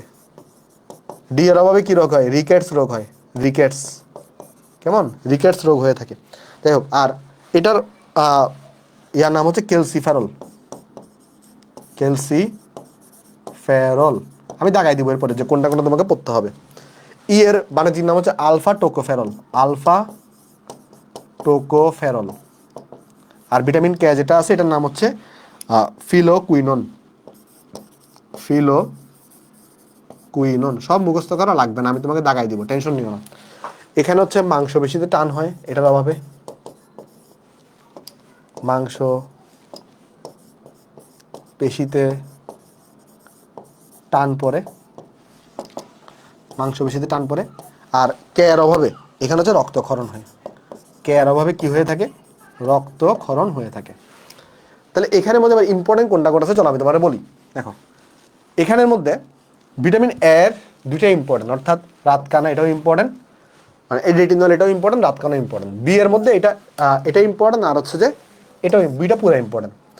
B2 এর মধ্যে শুধুমাত্র রাসায়নিক নামটা ইম্পর্টেন্ট, রোগ ইম্পর্টেন্ট না। B12 এর শুধুমাত্র রাসায়নিক নামটা ইম্পর্টেন্ট। ডি এর মধ্যে রোগটা ইম্পর্টেন্ট আর নামও ইম্পর্টেন্ট আছে। ডি তার মানে যেগুলো ডাবল ইম্পর্টেন্ট সেগুলোকে আমি জাস্ট গোল্লা করে দিচ্ছি, ডাবল ইম্পর্টেন্টগুলো। আবার বাকিগুলো তুমি একবার জাস্ট রিডিং দিবা, বাকিগুলো অত বেশি পড়ার দরকার নাই। অর্থাৎ স্টার যেগুলো করে দিছি এগুলো মুখস্থ মারবা, আর যেগুলো বাকিগুলো আছে একটু জাস্ট টুকিটাকি দেখবা। বলো এতটুকু বোঝা গেছে কিনা সবার? নেট প্রবলেম করতেছে? আমার এখানে তো সব ঠিক আছে। হ্যাঁ, ম্যাটের জন্য পড়া লাগবে কিনা? হ্যাঁ, ম্যাটের জন্য সবই তোমাকে পড়া লাগবে, ম্যাটের জন্য সবই তোমাকে পড়া লাগবে। বাট যারা ম্যাটের জন্য আসলে তুমি যেগুলো স্টার মার্ক করে দিছো, স্কারবিটা ইম্পর্টেন্ট, স্কারবিটা যেগুলো আমি স্টার মার্ক করে দিছি, বুঝছো, এগুলো তুমি ভালো করে পড়বা। বাট বাকিগুলো তুমি একবার দেখে যাবা, বাকিগুলো একবার দেখে যাবা। চলো যাই, নেক্সটে যাই। বলো এটা কি হবে? ফলিক অ্যাসিড কোনটা? ফলিক অ্যাসিড কোনটা বলো তো? এই যে একটু আগে বলে আসছিলাম B12 ছিল না ফলিক অ্যাসিড? হ্যাঁ, দেখো B12 ফলিক অ্যাসিড, ফলিক অ্যাসিডটা কিন্তু ইম্পর্টেন্ট, ফলিক অ্যাসিড B12। ঠিক আছে, মেটের জন্য সবই পড়বা, বাট ইউনিভার্সিটির জন্য বা এইচএসসির জন্য যেগুলো দেখাই দিচ্ছে ওগুলো পড়লেই চলবে। কোনটার অভাবে বেরি রোগ হয়? কোনটার অভাবে বেরি রোগ হয় বলো তো? ওই যে আমরা দেখে আসছি অলরেডি B1 এর অভাবে কি হয়? B1 এর অভাবে বেরি রোগ হয়, B1 এর অভাবে বেরি রোগ হয়। তারপর বলো ভিটামিন এ এটা কি নামে পরিচিত? এটা ছিল রেটিনল। ভিটামিন এ কে আমরা কি বলতাম? রেটিনল বলতাম। তাহলে ভিটামিন এ এটা কি নামে পরিচিত? রেটিনল এই নামে পরিচিত।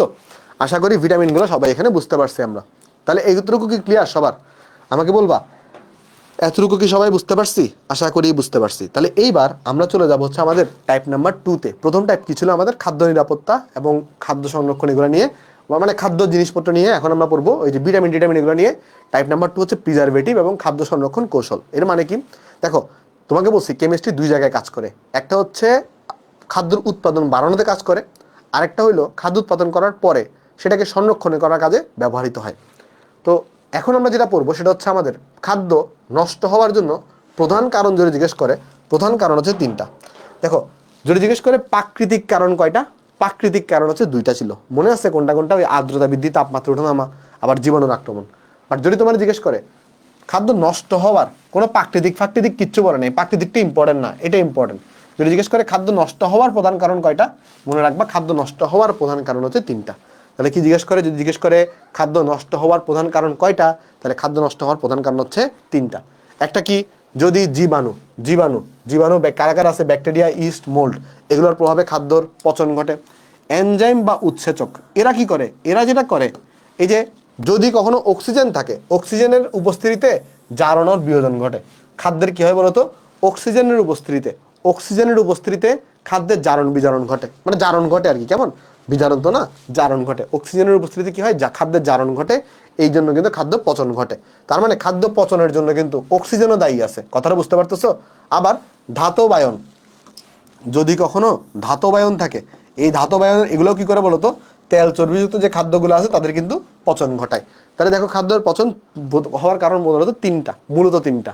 একটা হচ্ছে জীবাণু, আরেকটা হচ্ছে তোমার কি এনজাইম বা উৎসেচক, এরা যেটা করে অক্সিজেনের উপস্থিতিতে জারণ ঘটায়। আর আরেকটা হচ্ছে ধাতব আয়নগুলা, এরাও কি করে বলতো? তেল চর্বিযুক্ত খাদ্যকে পচন ঘটায়। তাহলে এখানে দেখো, তাহলে এখানে মনে রাখবে এনজাইম বা উৎসেচক, এই অক্সিজেন এটাও কিন্তু দায়ী খাদ্যের পচনের জন্য, নষ্ট হওয়ার জন্য। আরেকটা কে দায়ী বলতো? অক্সিজেন দায়ী আছে। হ্যাঁ, এটা কিন্তু দায়ী, মনে রাখবা। আরেকটা জিনিস মনে রাখবা, সেটা হচ্ছে খাদ্য নষ্ট হওয়ার পিছনে আরো কিছু রিজন দায়ী আছে। খাদ্য নষ্ট হওয়ার পিছনে আরো কিছু রিজন দায়ী আছে। মূল কারণ তো 3টা, প্রধান কারণ 3টা, বাট এরাই যে সব কারণ তা কিন্তু না, আরো কারণ আছে কিছু। কি কি কারণ হতে পারে? একটা কারণ হতে পারে পানির উপস্থিতি। একটা কারণ হতে পারে কি বলতো? পানির উপস্থিতি। তোমাকে অলরেডি বলছি, পানির উপস্থিতি, যে যদি কখনো খাদ্যে পানি উপস্থিত থাকে সেই খাদ্যটা তাড়াতাড়ি নষ্ট হয়। আরেকটা কাহিনী হচ্ছে তোমার টেম্পারেচার। যদি টেম্পারেচার 30 থেকে 45 ডিগ্রি সেলসিয়াস থাকে বা এর বেশি থাকে, তাহলে এইসব জায়গাতে ব্যাকটেরিয়া জন্মানোর জন্য একদম অনুকূল পরিবেশ। তাহলে যদি খাদ্যে পানির উপস্থিত থাকে অথবা টেম্পারেচারটা যদি 30 থেকে 45 ডিগ্রি বা এর বেশি হয়, তাহলে এইসব জায়গায় কি হতে পারে বলতো? ব্যাকটেরিয়া বৃদ্ধি ত্বরান্বিত হওয়ার, মানে এইসব জায়গায় ব্যাকটেরিয়ার জন্য অনুকূল পরিবেশ।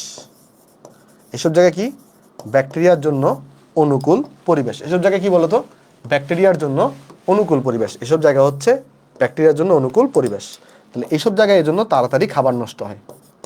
আরেকবার বলতেছি, দেখো, এইসব কারণ তো আছে, এগুলো মূল কারণ, বাট এগুলো বাদেও যদি খাদ্যে পানি উপস্থিত থাকে বা টেম্পারেচার এত থেকে এত হয় বা এর বেশি হয়, তাহলে এই জায়গাগুলো হচ্ছে ব্যাকটেরিয়ার জন্য অনুকূল পরিবেশ। তাহলে তুমি আমাকে বলো, যদি খাদ্যকে তুমি সংরক্ষণ করতে চাও, একটা উপায় হইতে পারে সেই জায়গা থেকে পানিকে সরায় ফেলা। পানির উপস্থিতি মানে কি? জলীয় পরিবেশ। পানির উপস্থিতি মানে জলীয় পরিবেশ। জলীয় পরিবেশ খাদ্যের পচনের জন্য সহায়ক। ঠিক আছে? তাহলে খাদ্যকে যদি আমরা মানে ধরো রক্ষা করতে চাই, তাহলে ব্যাকটেরিয়াকে মেরে ফেলতে হবে।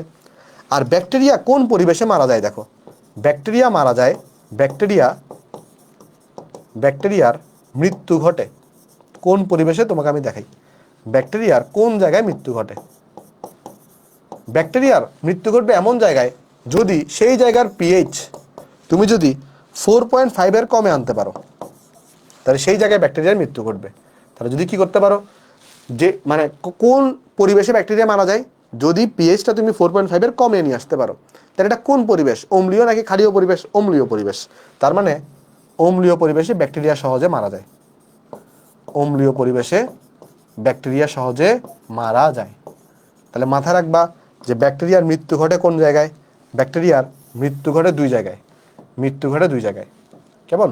একটা হচ্ছে কোন আছে? একটা হচ্ছে তোমার আমাদের এই যে দেখো, একটা হচ্ছে যদি পিএইচ যদি 4.5 কম থাকে, আর একটা হচ্ছে অম্লীয় পরিবেশে। এই 2 জায়গায় ব্যাকটেরিয়ার মৃত্যু ঘটে। তাহলে মোটামুটি আমরা পড়লাম যে আমাদের প্রধান কারণ 3টা, এছাড়াও পানির উপস্থিতি বা জলীয় পরিবেশ এবং এই তাপমাত্রাটা ব্যাকটেরিয়ার জন্য অনুকূল পরিবেশ বা ব্যাকটেরিয়া বৃদ্ধির জন্য। তাই ব্যাকটেরিয়াকে তুমি যদি মারতে চাও, তাহলে তোমাকে পিএইচটাকে 4.5 কমে নিয়ে আসতে হবে, মানে অম্লীয় পরিবেশ সৃষ্টি করতে হবে। এতটুকু তোলা হইলে একটা আমাকে বলো, এতটুকু কি তোলা হয়েছে সবার? এতটুকু কি সবাই তুলে ফেলছি আমরা? যদি তুলে থাকি তাহলে কয়েকটা চলো আমরা কোয়েশ্চেন সলভ করে আসো। যেমন প্রথম কোয়েশ্চেন করতেছে কি, যে খাদ্যের পচন ঘটার কারণ কোনটা? দেখো, পচন ঘটার কারণ, পচন কেন ঘটে? পানি না থাকা, না, পানি থাকা হচ্ছে পচন ঘটার কারণ। পানি না ঘটা, এটা না থাকা, এটা কিন্তু পচন ঘটার কারণ না। এটা ভালো জিনিস, তাহলে এটা আনসার না। ভাইরাস জন্মানো, হ্যাঁ, ভাইরাস যদি জন্মায় তাহলে পানির খাদ্য পচন করতে হতে পারে। তাপমাত্রা 45 ডিগ্রি সেলসিয়াসের বেশি, এটা তো খাদ্য পচন হতে পারে। তাহলে 2 এবং 3 হচ্ছে তোমার আনসার। তারপর খাদ্যদ্রব্য পচনে অন্যতম সহায়ক কোনটা? দেখো কতবার পরীক্ষা আসছে। অন্যতম সহায়ক হচ্ছে অক্সিজেন। কেন? অক্সিজেন কি করে বলো তো? অক্সিজেন হচ্ছে জারণ ঘটায়, খাদ্যের জারণ ঘটায়। এই জারণ ঘটানোর মাধ্যমে খাদ্যকে সে নষ্ট করে ফেলে। তারপর দেখো অণুজীবের বৃদ্ধির জন্য কোনটা প্রয়োজন? অণুজীবকে যদি বাড়ায়, অণুজীব মানে কি ব্যাকটেরিয়াগুলা, এগুলোর বৃদ্ধির জন্য কোনটা প্রয়োজন? এটার বৃদ্ধির জন্য হবে অম্লীয় পরিবেশ, না জলীয় পরিবেশ। অম্লীয় পরিবেশে তো সে মারা যায়। অম্লীয় পরিবেশে কি হবে? অম্লীয় পরিবেশে সে হচ্ছে মারা যাবে, বাট সে বৃদ্ধি পাবে কোথায় বলো তো? জলীয় পরিবেশে, যেখানে পানি থাকবে। তাহলে খাদ্যের কোন উপাদানটি মূলত পচনের জন্য দায়ী? পচনের জন্য দায়ী কে বলতো? পচনের জন্য দায়ী হচ্ছে পানি। যদি পানি থাকে তাহলে সেটা কিন্তু তাড়াতাড়ি পচে যাবে। তাহলে পানি হচ্ছে পচনের জন্য দায়ী। আশা করি এতটুকু আমরা বুঝতে পারছি। তারপর যাই, এবার আসো আমরা এবার খাদ্য তৈরি করে ফেলছি, খাদ্যকে এবার সংরক্ষণ করতে হবে। এখন খাদ্যকে সংরক্ষণ করার জন্য দুই ধরনের ওয়ে আমাদেরকে আছে। একটা হচ্ছে এমন কিছু, দেখো খাদ্যকে সংরক্ষণ করার জন্য যেই জিনিসটা আমরা খাদ্যের সাথে অল্প পরিমাণে যোগ করি, বেশি যোগ করা যাবে না। বেশি যোগ করলে মূল খাদ্যেরই পুষ্টিমান নষ্ট হয়ে যাবে, খাদ্যের স্বাদ নষ্ট হয়ে যাবে, এই ধরনের প্রবলেম হবে। তাহলে খাদ্যের সাথে অল্প পরিমাণে কিছুটা যুক্ত করতে হবে, যা যুক্ত করার ফলে খাদ্যটাকে দীর্ঘদিন সংরক্ষণ করা যাবে। এগুলোকে বলা হয় ফুড প্রিজারভেটিভ। তাহলে ফুড প্রিজারভেটিভ জিনিসটা কি? ফুড প্রিজারভেটিভ জিনিসটা হচ্ছে, দেখো ফুড প্রিজারভেটিভ বা খাদ্য সংরক্ষক, এটার ডেফিনেশনটা অনেক ইম্পর্টেন্ট। এটার ডেফিনেশনটা অনেক ইম্পর্টেন্ট, এই ডেফিনেশনটা অনেক ইম্পর্টেন্ট। যে ডেফিনেশনটা কি? খাদ্য সংরক্ষক বা ফুড প্রিজারভেটিভ যেসব রাসায়নিক পদার্থ খুব অল্প পরিমাণে যুক্ত করতে হবে। খুব কি পরিমাণে যুক্ত করতে হবে? অল্প পরিমাণে। বেশি পরিমাণে যুক্ত করলে হবে না। বেশি পরিমাণে যদি যুক্ত করো তাহলে হবে না, অল্প পরিমাণে যুক্ত করতে হবে। খাদ্যবস্তুর সাথে মিশিয়ে খাদ্যবস্তুকে ফাঙ্গাস ও ব্যাকটেরিয়ার আক্রমণ অথবা এনজাইমের প্রভাবটা পচন রোধ করা যায়, যে সে সকল পদার্থকে ফুড প্রিজারভেটিভ বা খাদ্য সংরক্ষক বলে। তার মানে ফুড প্রিজারভেটিভ জিনিসটা কি? যে সকল কেমিক্যালকে তুমি খাদ্যের সাথে অল্প পরিমাণে মিশাবা, বেশি মিশাইলে খাদ্যের পুষ্টিমান নষ্ট হবে, খাদ্যের স্বাদ নষ্ট হয়ে যাবে। অল্প পরিমাণে মিশাই তুমি খাদ্যকে সংরক্ষণ করবা, তাহলে এগুলোকে বলা হবে ফুড প্রিজারভেটিভ। আর ফুড প্রিজারভেটিভ যেগুলো আছে এগুলো আসলে মূলত কয় প্রকার হয়ে থাকে? দুই প্রকার হয়ে থাকে। যদি ফুড প্রিজারভেটিভগুলোকে আমরা প্রকৃতিগতভাবে পাই, মানে একটা আছে প্রাকৃতিক ফিডের ফুড প্রিজারভেটিভ, একটা আছে কৃত্রিম ফুড প্রিজারভেটিভ। দেখো একটা আছে কি প্রাকৃতিক ফুড প্রিজারভেটিভ, একটা আছে কৃত্রিম ফুড প্রিজারভেটিভ। দেখো প্রিজারভেটিভ মানেই কিন্তু কেমিক্যাল, মানে একটা হচ্ছে যে তুমি মানে প্রকৃতিতে অ্যাভেলেবল আছে, আর একটা হচ্ছে কেমিক্যাল যুক্ত করা। ওকে, তো একটা হচ্ছে আমাদের তাহলে কি ন্যাচারাল ফুড প্রিজারভেটিভ, একটা হচ্ছে আর্টিফিশিয়াল আর কেমিক্যাল ফুড প্রিজারভেটিভ। এছাড়াও তুমি ফুড প্রিজারভেটিভ অ্যাড করা ছাড়াও তুমি খাদ্যকে কিন্তু দীর্ঘদিন সংরক্ষণ করতে পারবা। এর জন্য দুইটা ওয়ে আছে। একটা হচ্ছে কি, একটা হইলো খাদ্যবস্তুর শুষ্ককরণ, মানে খাদ্যকে তুমি শুকায় ফেলবা। আরেকটা হইতে পারে খাদ্যবস্তুকে ফ্রিজিং করা, যেগুলো তোমরা মাছ মাংসকে ফ্রিজে রাখি না আমরা, বা ফলমূলকে কিন্তু আমরা ফ্রিজে রাখলে দীর্ঘদিন সংরক্ষণ করা যায়। তাহলে খাদ্যবস্তুকে নিম্ন তাপমাত্রায় রেখে যে ফ্রিজিং করা যেটা আছে, প্রসেস আছে, এর মাধ্যমে কিন্তু আমি কোনো ফুড প্রিজারভেটিভ অ্যাড করা ছাড়াও আমি খাদ্যকে সংরক্ষণ করতে পারি। তাহলে দেখো খাদ্যকে একটা ওয়ে হইতে পারে সংরক্ষণ করার জন্য ফুড প্রিজারভেটিভ অ্যাড করা। ফুড প্রিজারভেটিভ দুই প্রকার হইতে পারে, ন্যাচারাল আর আর্টিফিশিয়াল। আরেকটা হইতে পারে তোমার কি বলতো, কোনো ধরনের ফুড প্রিজারভেটিভ অ্যাড করা ছাড়া তুমি যদি খাদ্যবস্তুটাকে শুষ্ক করে ফেলো, অথবা সেখানে তুমি যদি ওটাকে ফ্রিজিং করা মানে কি ফ্রিজে রাখা বা রেফ্রিজারেটরে রাখা, তাহলে কিন্তু খাদ্যবস্তুকে দীর্ঘদিন সংরক্ষণ করা যায়। আমরা প্রথমে আগে এই দুই ওয়ে সম্পর্কে একটু জানবো, যে শুষ্ককরণ এবং তোমার হচ্ছে যে ফ্রিজিংটা। এরপর হচ্ছে আমরা প্রিজারভেটিভে ঢুকবো। তাহলে প্রথমে আমরা পড়বো এই যে শুষ্ককরণ। যদি বুঝতে চাও, প্রথমে একটা টার্ম আছে যার নাম হচ্ছে পানি সক্রিয়তা বা ওয়াটার অ্যাক্টিভিটি, যেটাকে সংক্ষেপে AW দিয়ে প্রকাশ করা হয়। সংক্ষেপে কি দিয়ে প্রকাশ করা হয়? AW, ওয়াটার অ্যাক্টিভিটি, AW দিয়ে প্রকাশ করা হয়। এই AW জিনিসটা কি? দেখো, ধরো তুমি একটা ঘর নিছো, এখানে এই ঘরের মধ্যে ধরো তুমি এখানে যে কোনো একটা খাদ্যবস্তুকে তুমি রাখছো। ধরো এই ঘরের মধ্যে তুমি যে কোনো একটা খাদ্যবস্তুকে তুমি এখানে রাখছো। তাহলে যে কোনো একটা খাদ্যবস্তুকে তুমি এখানে রাখছো। এখন এই ঘরে কিন্তু কিছু জলীয় বাষ্প থাকবে। এই ঘরে কি থাকবে? চারপাশে কিন্তু কিছু জলীয় বাষ্প আছে। দেখো এই ঘরে চারপাশে কিন্তু কি থাকবে? কিছু জলীয় বাষ্প তোমার থাকবে। আবার এই খাদ্যবস্তুতেও কিন্তু কিছুটা জল থাকবে। তাহলে খাদ্যবস্তুতেও কিন্তু কিছুটা কি আছে? জল আছে। এখন ওয়াটার অ্যাক্টিভিটি বা পানি সক্রিয়তা জিনিসটা কি?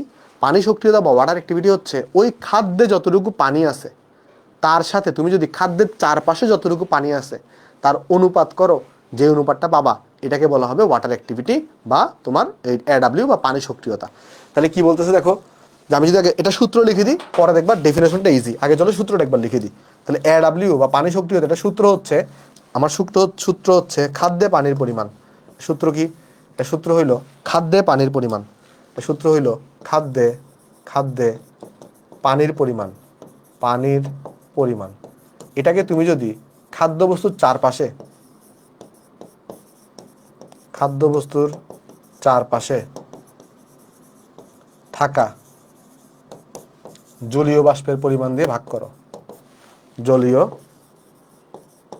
বাষ্পের পরিমাণ দিয়ে ভাগ করো, তাহলেই কিন্তু হয়ে যাবে। জলীয় বাষ্পের পরিমাণ দিয়ে ভাগ করো, তাহলে কিন্তু তুমি মেইন জিনিসটা পেয়ে যাবে। তাহলে দেখো, তাহলে এডাব্লিউ জিনিসটা কি বা পানি সক্রিয়তা জিনিসটা কি? পানি সক্রিয়তা মানে হচ্ছে দেখো, কোন একটা পার্টিকুলার টেম্পারেচারে থাকা পানি বা জলীয় বাষ্পের পরিমাণ, মানে খাদ্যবস্তুটা কি কেমন, এবং খাদ্যবস্তুর চারপাশে পরিবেশে থাকা জলীয় বাষ্পের অনুপাতকে, জলীয় বাষ্পের যে অনুপাত আছে এই অনুপাতটাকে আমরা পানি সক্রিয়তা বা ওয়াটার অ্যাক্টিভিটি বলে থাকি। বোঝা গেছে ওয়াটার অ্যাক্টিভিটির সূত্রটা? এটা থেকে কোনো ম্যাথ নাই, বাট সংজ্ঞা বোঝার জন্য সূত্রটা একটু বোঝা লাগে। হ্যাঁ, সব যেগুলো বইয়ে নাই আমি তোমাকে বুঝাই বলি, তুমি একটা পার্টিকুলার বইতে সবকিছু পাবা না। আমি তো এগুলো মিলাই ঝিলাই তোমাকে পড়াচ্ছি অনেকগুলো বই থেকে, তাই না? মানে ধরো কোনো একটা বইতে এই টপিক থাকবে, কোনো একটা বইতে এই টপিক থাকবে না। দেখো বিএমআর হাজারি স্যারের বইতে নাই, বাট তুমি দেখছো তো কোয়েশ্চন আসছে, বইয়ের কোয়েশ্চন আসছে না? সো তুমি যেন সব পারো। আমি তো তোমাকে বললাম, আমি তোমাকে চাইলেই বলতে পারতাম এই চ্যাপ্টার তুমি রিডিং করে নাও, বাট তুমি ওইটাতে তোমার অসুবিধা হয়ে যেত। বাট আমি কয়েকটা বই মিলে, বিশেষ করে আমি তোমার যদি বলি হাজারি স্যারের বই, এই যে দেখো আমার কাছে কয়টা বই মিলে তোমাকে পড়ে আমি দেখাই তোমার, আমি বইগুলো একটু আনি এখানে, তাহলে তুমি বুঝতে পারবা যে তোমার সাথে কি আমি ফাঁকাবাজি করতেছি নাকি সত্যি সত্যি বলতেছি কথা। দাঁড়াও, কই গেল, দাঁড়াও একটা সেকেন্ড। আমি মেনলি তিনটা বই ফলো করি। এই যে দেখো, একটা হচ্ছে আছে স্বপন স্যারের বই, কেমন, একটা আছে হচ্ছে হাজারি স্যারের বই, আবার একটা হচ্ছে আছে কবির স্যারের বই। যদিও এটা সেকেন্ড পেপার, ফার্স্ট পেপারটা আমার কাছে আছে, এটা এখানে টেবিলে আছে। তো তোমাকে আমি বললাম যে আমি কিন্তু তোমাকে সবগুলো বই মিলায়ে তারপরে তোমাকে পড়াচ্ছি, যেন তোমার নিজের বইটা কষ্ট করে ঘাটাঘাটি করে পড়তে না হয়। দেখো তোমার এইচএসসিতে তোমার যে সময়টা কিন্তু খুবই অল্প। তুমি যদি একটা সাবজেক্টে অনেক সময় দিতে যাও, তুমি কিন্তু পরে দেখা যাবে এক সাবজেক্টে স্ট্রং হইলো, আরেক সাবজেক্টে তুমি উইক হয়ে গেছো। আমাদের কাজটাই হচ্ছে জন্য তোমার পড়াটাকে ইজি বানানো, বা ইজি বানানো বলতে কি, যেন তুমি পড়াটা কিছুটা গুছাই আনতে পারো। কেমন, আমাদের কাজ হচ্ছে গুছাই দেওয়া তোমাকে। অর্থাৎ আমরা 3-4টা বই ঘেটে, কারণ তুমি জানো না কোন টপিকটা, মানে তোমাদের এই যে এটা জানাটা মানে ধরো খুবই ডিফিকাল্ট আর কি। হ্যাঁ, অনেকে জানতে পারো, যাদের ধরো পরিবারের বড় ভাইরা, মানে ধরো অনেকে থাকে না যে তুমি ছোট ভাই, তোমার একটা বড় ভাই আছে যে মাত্র এইচএসসি পড়ে ভালো জায়গায় পড়তেছে বা ভালো একটা কিছু করতেছে, বা সবাই মাত্র এইচএসসি পড়ে গেছে, তুমি তার থেকে গাইডলাইন পাইতে পারো। বাট অনেকেই আছে, যেমন আমি নিজে ছিলাম, যে আমার কিন্তু এরকম কোনো গাইডলাইন ছিল না। তারপরে একটা ভাইয়ের কাছে ভর্তিছিলাম, যার থেকে গাইডলাইন আসলে পাইছিলাম। হ্যাঁ, হাসান ভাই ছিল আমার। তো যাই হোক, তোমাকে যেটা বলতেছি, আমরা কিন্তু তোমাদেরকে একটা গাইডলাইন দেওয়ার চেষ্টা করতেছি আসলে তোমার পুরো এইচএসসি লাইফটাতে। এই যে আমাদের সাইকেলগুলোতে বেসিক্যালি তোমাকে পড়াটা গুছাই দেওয়া হচ্ছে আমার দায়িত্ব। তুমি যে তোমার পক্ষে সর্বোচ্চ একটা বই পড়া এই মুহূর্তে পসিবল, বাট হ্যাঁ তুমি যদি অনেকক্ষণ পড়তে পারো তাহলে তুমি পড়তে পারো, বাট তুমি না 3-4টা বই পড়লে প্যাচ খায় যাবা, বুঝছো? এই জন্য হ্যাঁ, গো স্যারে বইও আছে, হ্যাঁ, প্লাস 1.5 ঘন্টা হবে। যাই হোক, তোমাকে এটাই বললাম, আমি অনেক কিছু তুমি বইতে পাবা না, বাট সব মিলাই তোমাকে পড়াচ্ছি। যাই হোক, চলো, প্রথম ক্লাস তো ওই জন্য গল্প করতেছি বেশি, বাট পড়াগুলো ইজি এই জন্য। দেখো, যাই হোক, এবার দেখো, আমি তাহলে বললাম যে একটা খাদ্যবস্তুতে যে পানি আছে তার পরিমাণ আর এর চারপাশে যতটুকু পানি আছে এর যে অনুপাতটা, এটাকে আমরা পানি সক্রিয়তা বলি। এখন তুমি চিন্তা করে দেখো তো ভাই, আমি যদি তোমাকে জিজ্ঞেস করি যে তুমি যদি খাদ্যে পানির পরিমাণ যদি 0 হয়, ধরো শুষ্ক খাদ্য, ধরো একটা খাদ্য আছে যেটাকে আমরা বলি শুষ্ক খাদ্য মানে কি? শুষ্ক খাদ্য মানে হচ্ছে তার মধ্যে যদি কোনো একটা খাদ্য শুষ্ক হয়, তাহলে সেই শুষ্ক খাদ্যে ওই শুষ্ক খাদ্যে পানির পরিমাণ কত? খাদ্যে পানির পরিমাণ কত কেউ বলতে পারবা? শুষ্ক খাদ্যে পানির পরিমাণ কত? শুষ্ক খাদ্য মানে এখানে কোনো পানি নেই, তাহলে পানির পরিমাণ হবে 0। তাহলে খাদ্যে পানির পরিমাণ হবে 0। তো খাদ্য যদি পানির পরিমাণ 0 হয়, তাহলে এডাব্লিউর মান কত আসবে? 0। তাহলে এই জন্য মনে রাখবা, শুষ্ক খাদ্যে এডাব্লিউর মান আসে 0। আর যেহেতু এখানে কোনো পানি নাই, তাহলে এখানে কিন্তু কোনো ধরনের কি করতে পারবে না, তোমার এখানে ছত্রাক ব্যাকটেরিয়া এগুলো কিন্তু অণুজীব জন্মাতে পারে না। তাই এটাই এখানে লিখছে, দেখো যে পানি বাষ্পবিহীন সম্পূর্ণ শুষ্ক বস্তুতে এডাব্লিউটা 0 হয়, আর এডাব্লিউ যদি 0 হয়ে যায় সেখানে কিন্তু কোনো ধরনের অণুজীব জন্মাইতে পারে না। বোঝা গেছে? ওকে। আর আমাদের সাধারণত এডাব্লিউর মানটা কত হয়ে থাকে? এডাব্লিউর মানটা সাধারণত 0 থেকে 1 এর মধ্যে হয়ে থাকে। এডাব্লিউর মানটা সাধারণত কত হয়? 0 থেকে 1 এর মধ্যে হয়। এডাব্লিউর মানটা 0 থেকে 1 এর মধ্যে হয়। তো চলো, এই বিষয়টা তোমরা বুঝে গেছো, আমরা একটু নেক্সটে তোমাকে যাই। যেখানে একটা ছক দেওয়া আছে, এটা মেডিকেলে যারা প্রিপারেশন নেবে তারা ভালো করে পড়বা, বাট বাকিদের জন্য আমি যতটুকু বলবো ততটুকু তুমি পড়লেই চলবে। বা তোমার জন্য ইম্পর্টেন্ট কোনটা দেখো, তোমার জন্য ইম্পর্টেন্ট হচ্ছে প্রথমে এটা, যদি AWটা 0 হয়, AW যদি 0 হয় সেটা সম্পূর্ণ শুষ্ক খাদ্য, এটাও তোমার জন্য ইম্পর্টেন্ট। যে আচ্ছা এটা তো আমরা একটা আসতেছি, সেকেন্ডটা তো আমি একটু আসতেছি, আগে একটু থার্ড ফোর্থ এগুলো পরে আসি। তাহলে AWর রেঞ্জ কত? 0 থেকে 1 অলরেডি তোমাকে বলছি। তারপরে AWর মান যদি 0.9 বেশি হয় তাহলে এইটা ব্যাকটেরিয়া বৃদ্ধির জন্য উপযুক্ত। যদি AWর মানটা 0.8 থেকে বড় হয় তাহলে সেটা ছত্রাক জন্মানোর জন্য উপযুক্ত। আর যদি AWর মানটা 0.8 থেকে বড় হয় তাহলে ইস্ট জন্মানো বা বৃদ্ধির জন্য উপযুক্ত। আর যদি, তাহলে একটা জিনিস তুমি বলো তো, AWর মান বেশি হওয়া ভালো না কম হওয়া ভালো? দেখো AWর মান যত বাড়াচ্ছ তত কিন্তু ব্যাকটেরিয়া, ছত্রাক, ইস্ট এগুলো জন্মাচ্ছে, তত কি হচ্ছে? ব্যাকটেরিয়া, ছত্রাক, ইস্ট এগুলো জন্মাচ্ছে, তাহলে AW কম হওয়া ভালো। তাহলে মনে রাখবা আমাদের যেটা আছে AWর মানটা কিন্তু কম হওয়া ভালো। তাহলে মনে রাখবা AWর মান কম হওয়া ভালো, কম হওয়া ভালো। কারণ বেশি হইলে সেখানে বেশি পানি আছে আর সেটা তাড়াতাড়ি পচন হবে। তাহলে AWর মানটা কি হইতে হবে বলো তো? কম হওয়াটা কিন্তু ভালো। এখন একটা একটা দেখলাম আমরা 0.8 থেকে বড় হলে ছত্রাক জন্মানোর জন্য উপযুক্ত, 0.8 থেকে বড় হলে ইস্ট জন্মানো বা বৃদ্ধির জন্য উপযুক্ত, আর 0.9 থেকে বড় হলে ব্যাকটেরিয়ার জন্য উপযুক্ত। এখানে ইম্পর্টেন্ট হচ্ছে এইটা, ব্যাকটেরিয়ার জন্য যেটা সেটা ইম্পর্টেন্ট, আর ছত্রাকের একটু ইম্পর্টেন্ট। কেমন? মানে এই তিনটার মধ্যে। আচ্ছা বাকিগুলো তো সোজা। এবার আসো একটু করে কোটাজাতকরণের জন্য উপযুক্ত মানে কি? আমরা দেখি অনেক সময় অনেক খাদ্যকে কিন্তু কোটায় সংরক্ষণ করা হয়। তোমরা দেখছো যদিও আমাদের দেশে প্রচলনটা কম, বাট অনেক বিদেশি জায়গায় দেখবা তুমি মাংসকে কোটাজাতকরণ করতেছে, মাছকে কিন্তু তারা কোটাজাতকরণ করতেছে, হ্যাঁ। কিন্তু বাংলাদেশে এই ট্রেন্ডটা কম, বাট বিদেশে কিন্তু জিনিসটা করে। এখন সবগুলা খাদ্যকে তুমি কিন্তু কোটাজাতকরণ করতে পারবা না। ওই সকল খাদ্যকে তুমি কোটাজাতকরণ করতে পারবা যদি সেই খাদ্যের AWর মানটা 0.6 কম হয়, তাহলে কোটাজাতকরণের জন্য উপযুক্ত হবে এটা তখন। তাহলে আমি এখানে এটা লিখে দিই, যেখানে একটু করে মনে রাখবা AW এর আদর্শ মানও বলে এটাকে। AW এর আদর্শ মান মানে আইডিয়াল মান কত সেটা হচ্ছে AW এর মানটা যদি 0.6 থেকে কম হয় সেটা হচ্ছে আদর্শ মান। আর আরেকটা জিনিস জিজ্ঞেস করে কোটাজাতকরণের শর্ত, কোটাজাতকরণের শর্তটা কি? শর্তটা হচ্ছে AW এর মানটাকে 0.6 থেকে কম হইতে হবে। তাহলে এই দুই টাইপের কোশ্চেন কিন্তু পরীক্ষায় আসতে পারে, তাহলে এটা কি বোঝা গেছে ভাই সবার? একটু আমাকে জানাবা এই দুটা জিনিস তুমি বুঝতে পারছো কিনা। তাহলে এটা এখানে দেখো লিখছি যে আমার ব্যাকটেরিয়া, ছত্রাক, ইস্ট এগুলো প্রতিরোধে অবশ্যই AW এর মানটা কম রাখতে হবে, অবশ্যই AW মান কি রাখতে হবে? কম রাখতে হবে, বেশি হওয়া কিন্তু ভালো না। ওকে, তাহলে চলো এবার আমরা নেক্সটে যাই। আমরা এখানে তাহলে শুষ্ককরণ পড়তেছি। শুষ্ককরণে আমরা এইখানে এগেতে দেখতেছি শুষ্ককরণ আমরা আগে AW সম্পর্কে জানলাম, AW সম্পর্কে আমরা পড়ে ফেলছি। এখন আসো আমরা শুষ্ককরণ পড়বো, বা শুষ্ককরণ পড়ার আগে আরেকটা টার্ম আছে আমাদের যেটাকে আমরা বলি কেস হার্ডেনিং। দেখো আমরা কিন্তু এখন শুষ্ককরণ শুরু করে নিই। শুষ্ককরণ পড়ার আগে দুটো টার্ম ইম্পর্টেন্ট, একটা হচ্ছে পানি সক্রিয়তা বা AW, আর একটা হচ্ছে কেস হার্ডেনিং। কেস হার্ডেনিং মানে কি? কেস হার্ডেনিং মানে হচ্ছে এমন একটা প্রসেস যেখানে ওই খাদ্যবস্তুর যে পৃষ্ঠতল আছে, পৃষ্ঠতলটাকে শুকায় ফেলা হয় বা অনাদ্র করে ফেলা হয়। তাহলে কি করা হয় বলে? এই যে দেখো এই যে আমাদের খাবারের যে পৃষ্ঠতল, এটা যদি তুমি দেখো মোরব্বা বা খেজুর, কেমন? মোরব্বা বা খেজুর, তো এখানে যদি খাবারের যে পৃষ্ঠতল আছে, খাবারের যে পৃষ্ঠতল আছে, এটাকে কি করে ফেলা হয়? এইটাকে কিন্তু শুষ্ক করে ফেলা হয়। আর এই শুষ্ক করলে কি হয়? শুষ্ক করে ফেললে AW যেটা আছে এটার মান কিন্তু অনেক কমে যায়। আর এই শুষ্ক করার যে প্রসেস এটাকেই বলা হয় কেস হার্ডেনিং করা। তাহলে কেস হার্ডেনিং কি? এমন একটি প্রক্রিয়া যেখানে কোনো বস্তুর পৃষ্ঠতলকে কি করা হবে? বস্তুর পৃষ্ঠতলকে শুষ্ক করা হবে এবং অনাদ্র করা হবে। কেমন? কেন অনাদ্র করা হয়? যাতে কোনো অণুজীবের পৃষ্ঠতলে জন্মাতে না পারে। এরপর এখানে দেখো শুষ্ককরণের জিনিসপত্র বলছে। তো কোন কোন খাদ্যকে শুষ্ককরণ করা হয়? শুটকিকে, তারপরে তোমার কিশমিশ, খেজুর, এগুলাকে শুষ্ককরণ কিন্তু করা হয়ে থাকে। জাস্ট উদাহরণগুলো পড়বা। একটু করে এই পৃষ্ঠাটা পড়ে দেখো তো বুঝতেছো কিনা সবাই। একটু করে এই পৃষ্ঠাটা পড়ে আমাকে জানাও যে তুমি এতটুকু এখানে বুঝতে পারছো কিনা।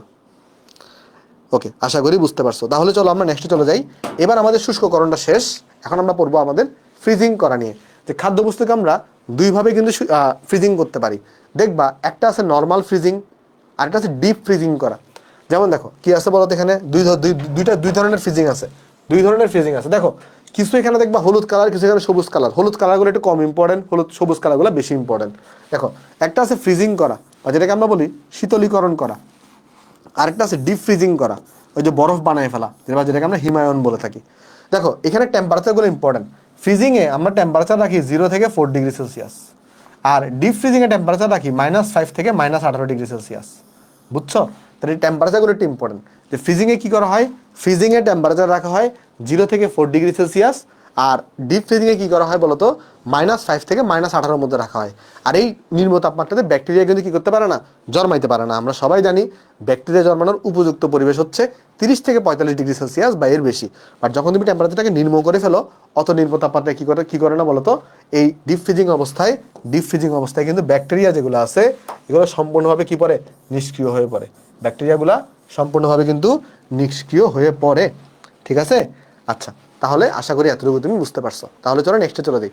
তাহলে আমাদের আশা করি আমরা শুষ্ককরণ এবং ফ্রিজিং এগুলো বুঝে গেছি। এবার আসো আমরা ওই যে প্রাকৃতিক ফুড প্রিজার্ভ বলছিলাম, এবার আমাদের কি পড়বো বলতো, এবার আমরা পড়বো এটা।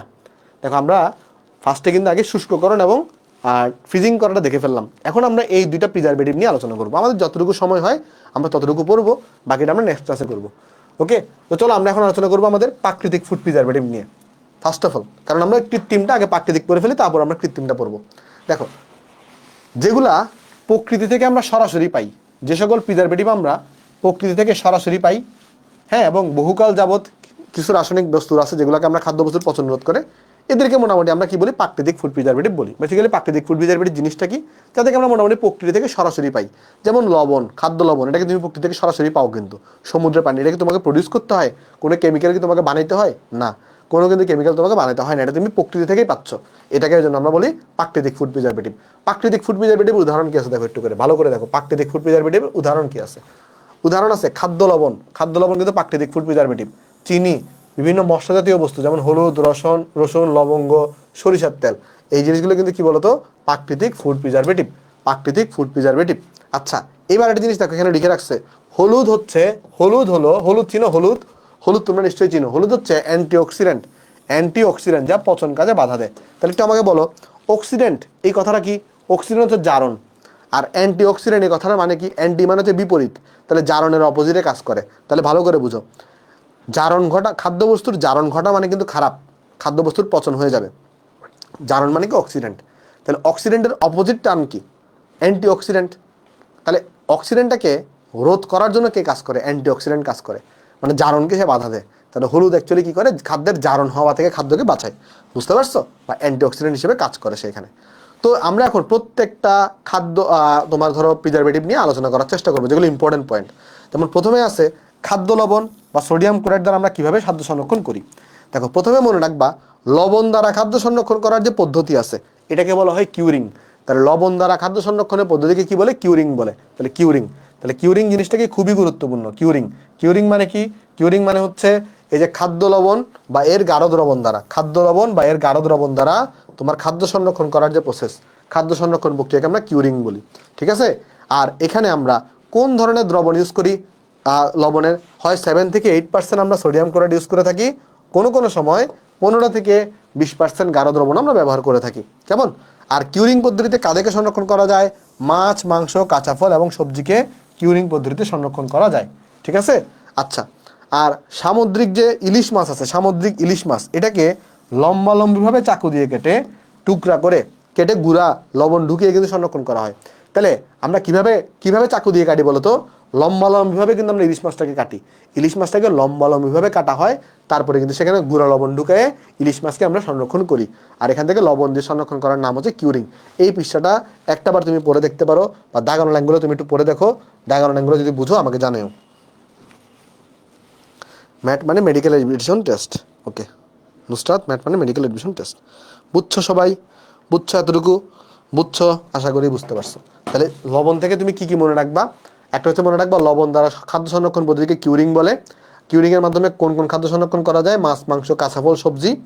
তারপর কিউরিংয়ে আমরা কোন দ্রবণটাকে ব্যবহার করি? 7 থেকে 8% সোডিয়াম ক্লোরাইড দ্রবণ, এটা বেশিরভাগ সময় ব্যবহার করি। কোনো সময় 15 থেকে 20% সোডিয়াম ক্লোরাইড দ্রবণ।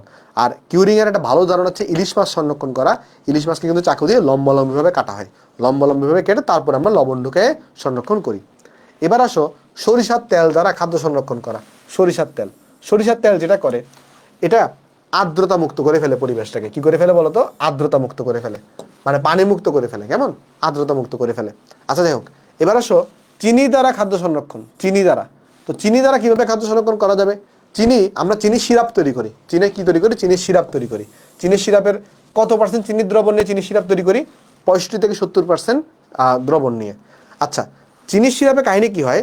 চিনির যে গাঢ় দ্রবণ আছে, চিনির যে গাঢ় দ্রবণ বা সিরাপের সংস্পর্শে ব্যাকটেরিয়া কোষের মধ্যস্থ জলীয় অংশকে চিনি কি করে?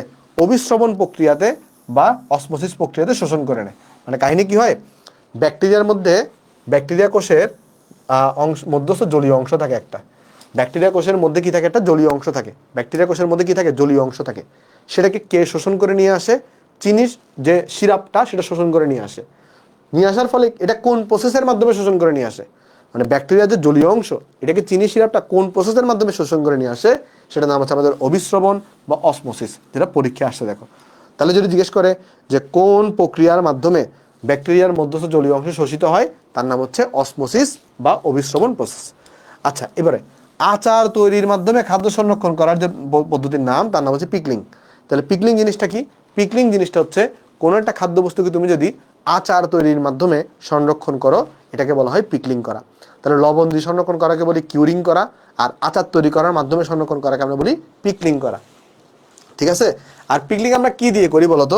পিকলিং আমরা করে থাকি কিন্তু ভিনেগার দিয়ে। তাহলে ভিনেগার দিয়ে কিন্তু আমরা পিকলিং করে থাকি। ভিনেগার কি জিনিস?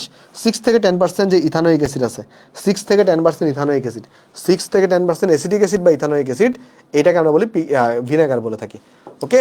আচ্ছা, তাহলে আচার তৈরি করার মাধ্যমে যে খাদ্য সংরক্ষণ প্রসেস, তাকে আমরা বলি পিকলিং বা আচার তৈরি করা।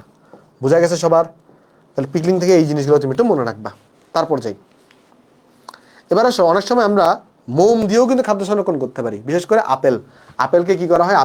আপেলের উপর মোমের প্রলেপ তৈরি করা হয়। মোমের প্রলেপ তৈরি করে এটাকে সংরক্ষণ করা যায়। বাট অত বেশি খাদ্যবস্তু আপেল আমরা আসলে অ্যাকচুয়ালি কি করি না, এই যে মোম দিয়ে সংরক্ষণ করি না। ঠিক আছে? তা আমাদের প্রাকৃতিক ফুড প্রিজারভেটিভ কিন্তু আমাদের শেষ। এখন আমাদের মেইন যে বিষয়টা, সেটার নাম হচ্ছে আমাদের কৃত্রিম ফুড প্রিজারভেটিভ। আমরা যতটুকু শেষ করতে পারি, বাকিটুকু আমরা নেক্সট ক্লাসে করবো, আর কিছু কোয়েশ্চন সলভ করবো আমরা। তো চলো এবার আসলে আলোচনা করবো কৃত্রিম ফুড প্রিজারভেটিভ। দেখো, কৃত্রিম ফুড প্রিজারভেটিভ এরা সবাই কি হবে? কেমিক্যাল পদার্থ হবে, তাই না? তো এখন 3 প্রকারের কৃত্রিম ফুড প্রিজারভেটিভ আছে। কয় প্রকারের কৃত্রিম ফুড প্রিজারভেটিভ আছে? 3 প্রকারের। দেখো, কৃত্রিম ফুড প্রিজারভেটিভস 3 ধরনের হয়ে থাকে। কি কি আছে বলো তো? দেখো, প্রথমে আছে আমাদের অ্যান্টি মাইক্রোবিয়াল এজেন্ট। আচ্ছা, আমরা এই জিনিসগুলোতে আসতেছি। দেখো, আগে আমাকে একটু করে বলো, মাইক্রোবিয়াল এই কথাটার অর্থ কি? মাইক্রোবিয়াল এই কথাটার অর্থ হচ্ছে অণুজীব। মাইক্রোবিয়াল এই কথাটার অর্থ কি? মাইক্রোবিয়াল কথাটার অর্থ হচ্ছে অণুজীব। তাইলে অ্যান্টি মাইক্রোবিয়াল এটা কার বিরুদ্ধে কাজ করবে জানো? এটা অণুজীবের বিরুদ্ধে কাজ করবে। আচ্ছা, অণুজীব কারা? ব্যাকটেরিয়া, ছত্রাক, ফাঙ্গাস, এরা হচ্ছে অণুজীব।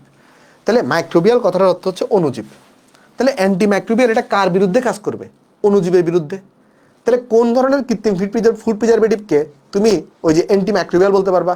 যে সকল কৃত্রিম ফুড প্রিজারভেটিভস অণুজীবের বিরুদ্ধে কাজ করবে, তাদেরকে বলা হবে অ্যান্টি মাইক্রোবিয়াল এজেন্ট। তাহলে বোঝা গেছে? তাহলে কোন ফুড প্রিজারভেটিভকে আমরা অ্যান্টি মাইক্রোবিয়াল বলবো? যে সকল ফুড প্রিজারভেটিভ তোমার অণুজীবের বিরুদ্ধে কাজ করে খাদ্যকে সংরক্ষণ করে, তাকে বলা হয় অ্যান্টি মাইক্রোবিয়াল এজেন্ট। এবার আসো অ্যান্টি অক্সিডেন্ট। অক্সিডেন্টের নাম হচ্ছে জারণ। অক্সিডেন্টের মানে হচ্ছে জারণ। তাহলে যে সকল ফুড প্রিজারভেটিভ জারণে বাধা দেয়, জারণ কার ঘটে? তেল চর্বির জারণ ঘটে, তেল চর্বি বা লিপিড কণার জারণ ঘটে।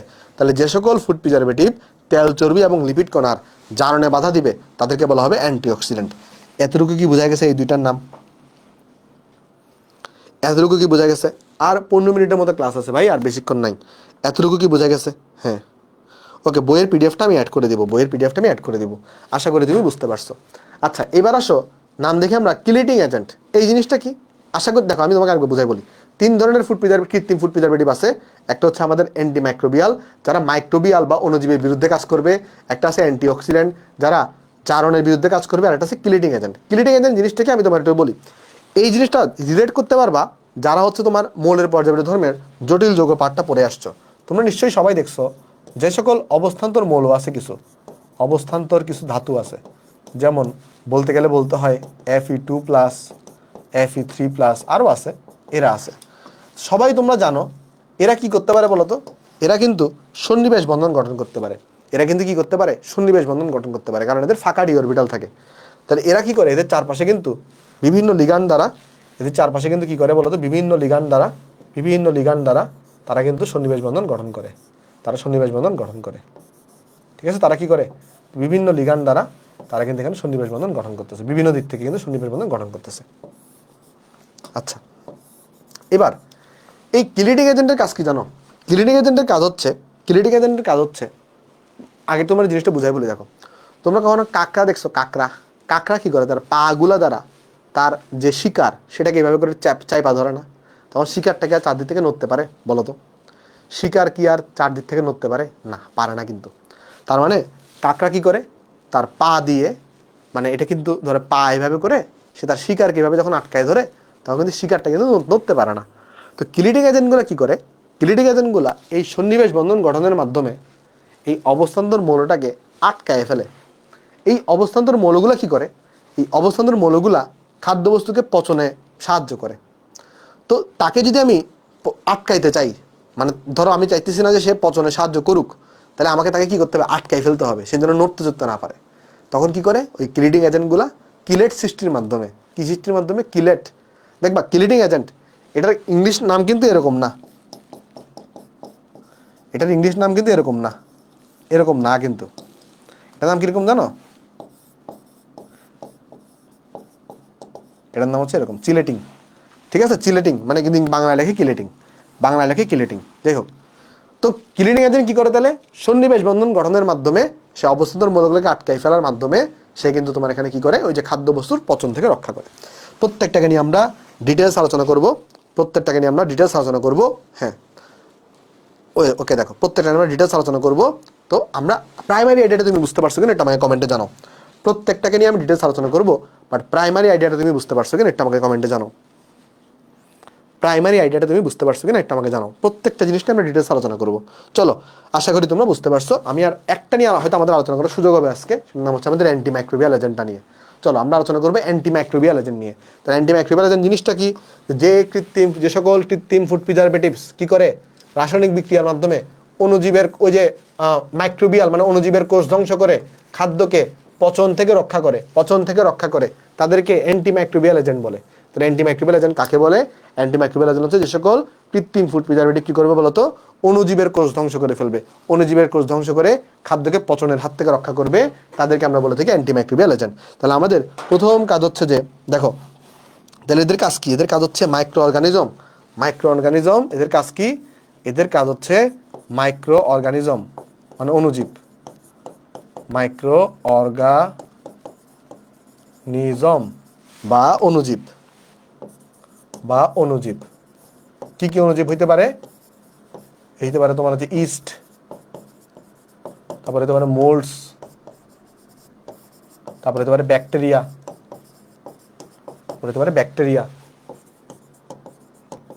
ব্যাকটেরিয়া হতে খাবারকে বাঁচায়,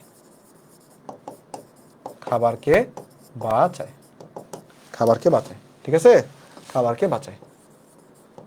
ওকে, তাহলে এরা হচ্ছে এই কাজগুলো করে। আচ্ছা, এখন আমাদের একটু দেখতে হবে যে কারা কারা অ্যান্টিমাইক্রোবিয়াল এজেন্ট হিসেবে কাজ করে। দেখো, এই উদাহরণগুলো একটু ইম্পর্টেন্ট, এক্সাম্পলগুলো একটু ইম্পর্টেন্ট। একটা আছে সোডিয়াম বেনজোয়েট বা বেনজোইক অ্যাসিড। তাহলে এক্সাম্পলগুলো অনেক বেশি ইম্পর্টেন্ট, আমি তোমার বলি। এখন আমরা লিখবো এক্সাম্পল, মানে কারা কারা এই যে অ্যান্টিমাইক্রোবিয়াল এজেন্ট হিসেবে কাজ করে। দেখো, কারা কারা অ্যান্টিমাইক্রোবিয়াল এজেন্ট হিসেবে কাজ করে। নাম্বার ওয়ান হতে পারে এই বেনজোইক অ্যাসিড,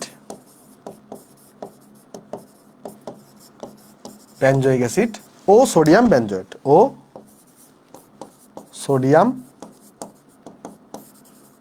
বেনজোয়েট। তুমি কি এদের সংকেত চিনো? বেনজোইক অ্যাসিড ও সোডিয়াম বেনজোয়েট। আচ্ছা, সংকেত আমি দেখাবো, যখন এদেরকে পড়াবো তখন সংকেত দেখাবো। আচ্ছা, দুই নাম্বার হইতে পারে আমাদের পটাশিয়াম, ক্যালসিয়াম, সোডিয়াম, এদের বিভিন্ন সরবেট মানে যৌগ, উদাহরণ আমি দেখাবো বা সংকেত আমি দেখাবো। 3 নম্বর হইতে পারে সাইট্রিক অ্যাসিড ও সাইট্রেট লবণ। 3 নম্বর হইতে পারে সাইট্রিক অ্যাসিড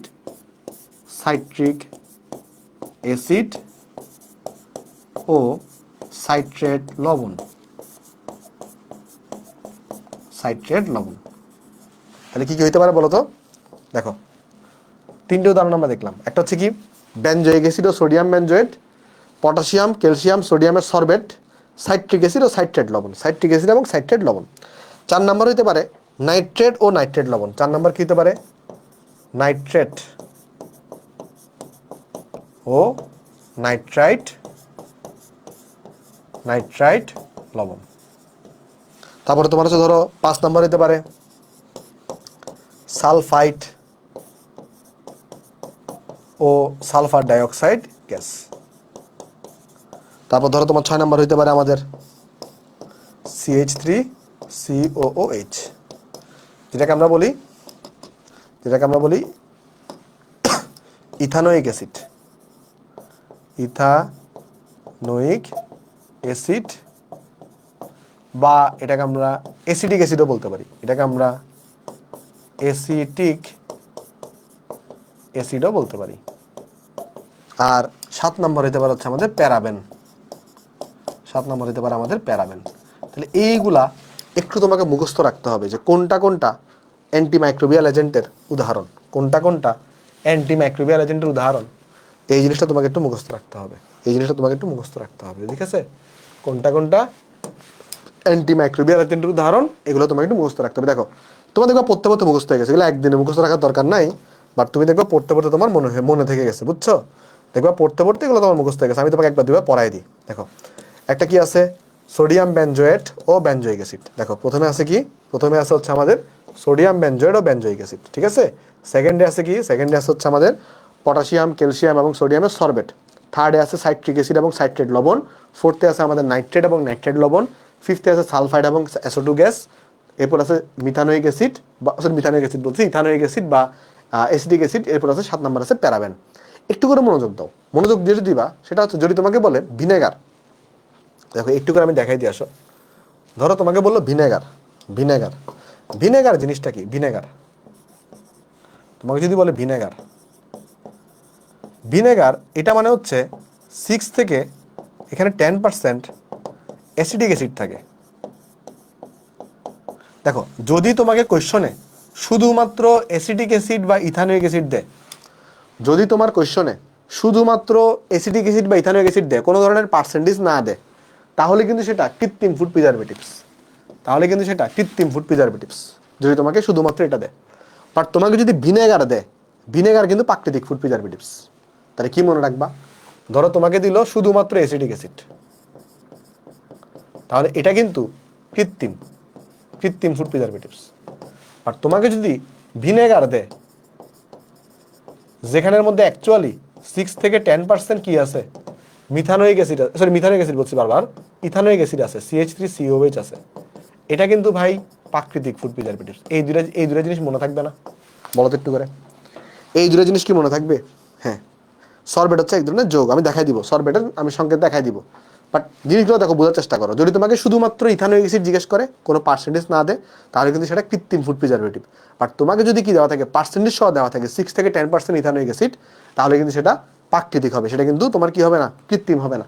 এই জিনিসটা একটু করে মাথায় রাখবা। এখন প্রত্যেকটা থেকে আমরা একটু ইম্পর্টেন্ট পার্টগুলো আমরা একবার এক নজরে দেখে নিব, যে প্রত্যেকটা থেকে আমরা ইম্পর্টেন্ট পার্টগুলো চলো একটু করে দেখে আসো কি কি ইম্পর্টেন্ট পার্ট আছে। দেখো প্রথমে আছে আমাদের এই যে সোডিয়াম বেনজোয়েট ও বেনজোয়িক অ্যাসিড। এটার সংকেত কিরকম? দেখো এগুলো আমরা জৈব যৌগে তোমাকে পড়াবো ডিটেলসে। বেনজোয়িক অ্যাসিড দেখতে এরকম হয়ে থাকে। দেখো বেনজোয়িক অ্যাসিড এটা দেখতে, এখানে এটা বেনজোয়িক অ্যাসিড দেখতে এরকম হয়, এখানে কোনো হাত বেরোবে না। এটা হচ্ছে বেনজোয়িক অ্যাসিড, হচ্ছে সোডিয়াম বেনজোয়েট। ওকে, দেখো তাহলে বেনজোয়িক অ্যাসিড দেখতে কিরকম? এই যে জাস্ট বেনজিন থাকবে, উপরে COH থাকবে, তাহলে হচ্ছে এটাকে আমরা বলি বেনজোয়িক অ্যাসিড। এটা হচ্ছে বেনজোয়িক অ্যাসিড, এটা বেনজোয়িক অ্যাসিড। আর এটা আছে সোডিয়াম বেনজোয়েট, যদি CON থাকে এটাকে আমরা বলি সোডিয়াম বেনজোয়েট। তাহলে এগুলো কি হিসেবে কাজ করে? অ্যান্টিমাইক্রোবিয়াল এজেন্ট হিসেবে কাজ করে। এই যেখানে লিখছে সোডিয়াম বেনজোয়েট হলো বেনজোয়িক অ্যাসিডের লবণ, সংকেত টঙ্কেত এখানে দেওয়া আছে, বাট এত কিছু পড়া লাগবে না। যেটা পড়া লাগবে সেটা হচ্ছে মনে রাখবা এখানে কি কি পড়া লাগবে আমি তোমাকে একটু করে বলি। দেখো ধরো কিছু খাবার আছে না, প্রক্রিয়াজাত খাবার, যেমন কি খাবার আছে দেখো, চানাচুর, চিপস, তারপর বিভিন্ন ধরনের পনির, সালাদ, বিভিন্ন ফলের আচার, মানে যেগুলো প্রক্রিয়া টমেটো সস, মানে যেগুলো হচ্ছে কি বলতো প্রক্রিয়াজাত খাবার। যেগুলো কি খাবার? প্রক্রিয়াজাত খাবার। যেগুলো হচ্ছে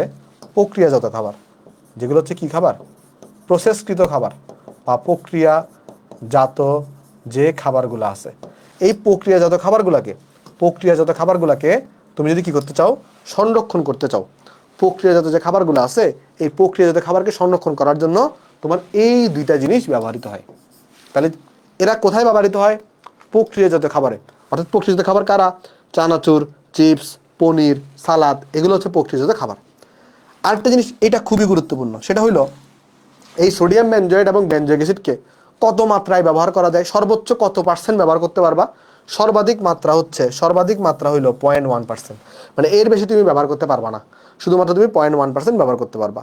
আর এই অ্যান্টিম্যাক্রিবিয়াল এজেন্টগুলো আসলে অ্যাকচুয়ালি এই যে বললামই তো, অম্লীয় পরিবেশে ব্যাকটেরিয়া বেঁচে থাকতে পারে না, তাই এদের কার্যকারিতা কিন্তু 4.5 এর নিচে থাকে। ঠিক আছে? তাহলে এই তিনটা পয়েন্ট এই জায়গাটা থেকে মনে রাখবা। তাহলে বেনজোইক অ্যাসিড এবং সোডিয়াম বেনজয়েড থেকে তিনটা জিনিস মনে রাখবা। একটা হচ্ছে এটাকে কোথায় ব্যবহার করা হয়? প্রক্রিয়াজাত খাবারকে সংরক্ষণ করার কাজে। প্রক্রিয়াজাত খাবার কারা? চিপস, চানাচুর, পনির, সালাদ, ফলের আচার, এরা। দ্বিতীয় কথা মনে রাখবা, এটাকে কত পার্সেন্ট ব্যবহার করা যায়? সর্বোচ্চ 0.1%। তৃতীয় কথা মনে রাখবা, এটা কত পিএইচ এর নিচে কাজ করে? 4.5 পিএইচ এর নিচে কাজ করে থাকে। তো এইগুলা থেকে তুমি এতটুকু একটু মনে রাখলেই চলবে। সেকেন্ডে আমরা যাই। সেকেন্ডে আছে, দেখো এখানে আরেকটা জিনিস তোমাকে এখানে বলে দিছে, সেটা হচ্ছে একটা দাঁড়াও, হ্যাঁ দেখো, একটা তোমার ওই আরেকটা নাম বলছিলাম প্যারাবেন। দেখো এখানে একটা জিনিস বলছিলাম প্যারাবেন। প্যারাবেন সম্পর্কে দুটো জিনিস তুমি একটু মনে রাখবা। দেখো প্যারাবেন দুটো জিনিস একটু মনে রাখবা। দেখো দেখো প্রথম কথা, আমি তোমার একটু করে জৈব যৌগে যদি একটু করে বলি, দেখো এই যে ধরো আমি যদি ধরো এখানে লিখতেছি একটা জৈব অ্যাসিড। একটা জৈব অ্যাসিডের সংকেত হইল RCOOH। এই জৈব অ্যাসিডের একটা জাতক আছে। জাতক কি জিনিস সব আমরা পড়বো, যখন আমরা অর্গানিক কেমিস্ট্রি পড়বো তখন সব আমি তোমাদেরকে পড়াবো। যে এটা তো ধরো জৈব অ্যাসিড RCOOH, ঠিক আছে? যেমন ইথানোয়িক অ্যাসিড হয়, মিথানোয়িক অ্যাসিড হয়, প্রোপানোয়িক অ্যাসিড হয়, এগুলোকে আমরা জৈব অ্যাসিড বলি। জৈব অ্যাসিডের 4টা জাতক থাকে। কয়টা জাতক থাকে? 4টা জাতক থাকে। জাতক কি? জাতক সব পড়বো। এখানে OH কে প্রতিস্থাপন করে জাতক তৈরি করা হয়। তো জৈব অ্যাসিডের একটা জাতকের নাম হচ্ছে এস্টার। জৈব অ্যাসিডের একটা জাতকের নাম কি? এস্টার, যার সংকেত হয়ে থাকে RCOOR। বেসিক্যালি কি হয়, এটা তোমার জৈব অ্যাসিড, এখানে OH কে কি দিয়ে প্রতিস্থাপন করে? OR দিয়ে। তাহলে এই এস্টার কি জিনিস? এস্টারের সংকেত হচ্ছে এরকম। আমরা এটা যখন জৈব রসায়ন পড়বো তখন দেখবো। তাই কেন পড়াচ্ছি? এটা পড়ানোর রিজন হলো এই যে প্যারাবেনের সংকেত এখানে দেওয়া আছে। দেখো প্যারাবেনের সংকেত, এটা কিন্তু ডাবল বন্ড, এটা কিন্তু ডাবল বন্ড। ঠিক আছে? এটা কিন্তু ডাবল বন্ড, এটা মনে রাখবে, ডাবল বন্ড। ওকে যাই হোক, ডাবল বন্ড। ওকে যাই হোক, দেখো প্যারাবেনে কি হয়, প্যারাবেনে এই OH মূলকটা প্যারা অবস্থানে আছে, তাই আসলে এটার নাম প্যারাবেন দেওয়া হয়েছে। তাই এটার নাম কি বলতো? এটার নাম প্যারাবেন দেওয়া হয়েছে, প্যারাবেন। প্যারাবেনের প্রবলেমটা কি জানো? প্যারাবেনের একটা সাইড ইফেক্ট আছে। যদি তুমি অধিক মাত্রায় প্যারাবেনকে রিসিভ করো, তাহলে প্যারাবেন কি করে? প্যারাবেন একটা হরমোন সে নিঃসরণ করে, যার নাম হচ্ছে ইস্ট্রোজেন। এই হরমোনটা ব্রেস্ট ক্যান্সার ঘটাইতে পারে, আবার বালিকাদের অগ্রিম বয়ঃসন্ধি ঘটাইতে পারে। মানে যেই বয়সে বয়ঃসন্ধি ঘটার কথা তার আগেই বয়ঃসন্ধিকাল হয়ে যেতে পারে যদি প্যারাবেন যুক্ত খাবার তুমি বেশি খাও, বা এটার অনুমোদন থেকে তুমি যদি বেশি ইউজ করো। তাই প্যারাবেন থেকে তুমি দুটো জিনিস মনে রাখবা। এটাকে প্যারাবেন কেন নাম দেওয়া হয়েছে? এটার প্যারা অবস্থানে OH আছে বলে। প্যারাবেনের ফলে কি সাইড ইফেক্ট হতে পারে? ব্রেস্ট ক্যান্সার আর অগ্রিম বয়ঃসন্ধি হতে পারে। আরেকটা হতে পারে প্যারাবেন কোন হরমোন নিঃসরণ করে? ইস্ট্রোজেন। তাহলে এই দুই তিনটা জিনিস, হ্যাঁ হ্যাঁ, কর্মমুখী রসায়ন তুমি শুরু করতে পারবা। যদি তুমি মূলের পর্যাপিত পড়া না থাকে কোনো সমস্যা নাই, তুমি কর্মমুখী রসায়ন শুরু করতে পারবা, কোনো সমস্যা হবে না। ঠিক আছে? আচ্ছা, কোনো সমস্যা হবে না। তাহলে আশা করি তুমি প্যারাবেন থেকে এগুলো মনে রাখতে পারবা। তারপরে চলো আমরা চলে যাই ওই যে সরবেটগুলা। কি কি সরবেট ছিল? পটাশিয়াম, সোডিয়াম আর ক্যালসিয়াম সরবেট ছিল, 3টা সরবেট ছিল। দেখো এখানে ফার্স্ট অফ অল এই যে তোমার ধরো এখানে প্রথম কথা এই যে সরবিক অ্যাসিড এটার সংকেতটা শিখো। সরবিক অ্যাসিড শিখো। সরবিক অ্যাসিডের আণবিক সংকেত হচ্ছে এটা। সরবিক অ্যাসিডে কি আছে বলতো? আণবিক সংকেত হচ্ছে এটা C6H8 এবং O2। সরবিক অ্যাসিডের আণবিক সংকেত কি? C6H8 এবং O2। আর সরবিক অ্যাসিডের গাঠনিক সংকেত হচ্ছে এখানে এরকম। সরবিক অ্যাসিডের গাঠনিক সংকেত হচ্ছে এখন এরকম। আর সরবিক অ্যাসিডের আইউপ্যাক নাম হচ্ছে এটা। এখন তুমি প্রশ্ন করবা, ভাই এই নাম কোত্থেকে আসলো? এই যে এখানে একটা নাম, দেখো এই নামকরণ আমরা শিখাবো জৈব যৌগে। জৈব যৌগের নামকরণ ইন্টারেস্টিং একটা পার্ট। তুমি এমনভাবে তোমাকে শিখাবো আমাদের সাইকেল ফোরে যেন তুমি দুনিয়ার যে কোনো জৈব যৌগের নামকরণ তুমি করতে পারো। যাই হোক, তো এই তোমাকে আপাতত তোমার কি কি মনে রাখা লাগবে? আপাতত তুমি যখন জৈব রসায়ন পড়ো নাই, তোমার এই নামটা মনে রাখা লাগবে যে সরবিক অ্যাসিডের সংকেত হচ্ছে এটা। আর সর্বিক অ্যাসিডের আণবিক সংকেত এটা, গাঠনিক সংকেত এটা। গাঠনিক সংকেতে কি থাকে? দুটো ডাবল বন্ড থাকে। দেখো এটাকে আমরা 1 নাম্বার কার্বন বলি, এটা আমাদের 2 নাম্বার কার্বন। এটা 1 নাম্বার কেন হইলো, এটা কেন 1 নাম্বার হইলো না, এগুলো তুমি জৈব রসায়নে পড়াবো। এটা তোমার 3 নাম্বার কার্বন, এটা তোমার 4 নাম্বার কার্বন, এটা তোমার 5 নাম্বার কার্বন, এটা তোমার 6 নাম্বার কার্বন। দেখো এখানে 6টা C6 আছে। দেখো এটার নামকরণটা কিভাবে করা হয়েছে দেখো তো। এখানে কয় নাম্বার কার্বনগুলো থেকে ডাবল বন্ড তৈরি হয়েছে দেখো তো। কয় নাম্বার কার্বনগুলো থেকে ডাবল বন্ড তৈরি হয়েছে দেখো। একটা ডাবল বন্ড তৈরি হয়েছে 2 নাম্বার কার্বন থেকে, একটা ডাবল বন্ড তৈরি হয়েছে 2 নাম্বার কার্বন থেকে। দেখো 2 নাম্বার কার্বন থেকে ডাবল বন্ড তৈরি হয়েছে, আর একটা ডাবল বন্ড তৈরি হয়েছে 4 নাম্বার কার্বন থেকে। তাহলে ডাবল বন্ডগুলো তৈরি হয়েছে কোত্থেকে? একটা হচ্ছে 2 নাম্বার কার্বন থেকে, একটা 4 নাম্বার কার্বন থেকে। তাই এখানে প্রথমে আগে 2 আর 4 লেখা হয়েছে। তারপর এখানে কার্বন আছে কয়টা? 4টা, তাই এখানে হেক্সা লেখা হয়েছে। ডাবল বন্ড আছে কয়টা? 2টা, তাই এখানে ডাই ইন লেখা হয়েছে। আর এখানে ওই যে COH আছে, COH-টাকে জন্য ওইক অ্যাসিড লিখে। নামকরণ আমি তোমাকে জাস্ট ভেঙে ভেঙে দেখাচ্ছি, বাট নামকরণটা তুমি পারবা, তোমাকে শিখাবো, জৈব রসায়নে শিখাবো। এখানে এত প্যারা নেওয়ার দরকার নেই। এখানে তুমি কি প্যারা নিবা? সর্বিক অ্যাসিডের সংকেতটা মনে রাখবা, আণবিক সংকেত একটু মনে রাখবা, গাঠনিক সংকেতটা একটু মনে রাখবা, 2-3 বার লিখে লিখে প্র্যাকটিস করবা। আর এটার আইউপ্যাক নামটা একটু মনে রাখবা। মনে রাখার টেকনিক কি?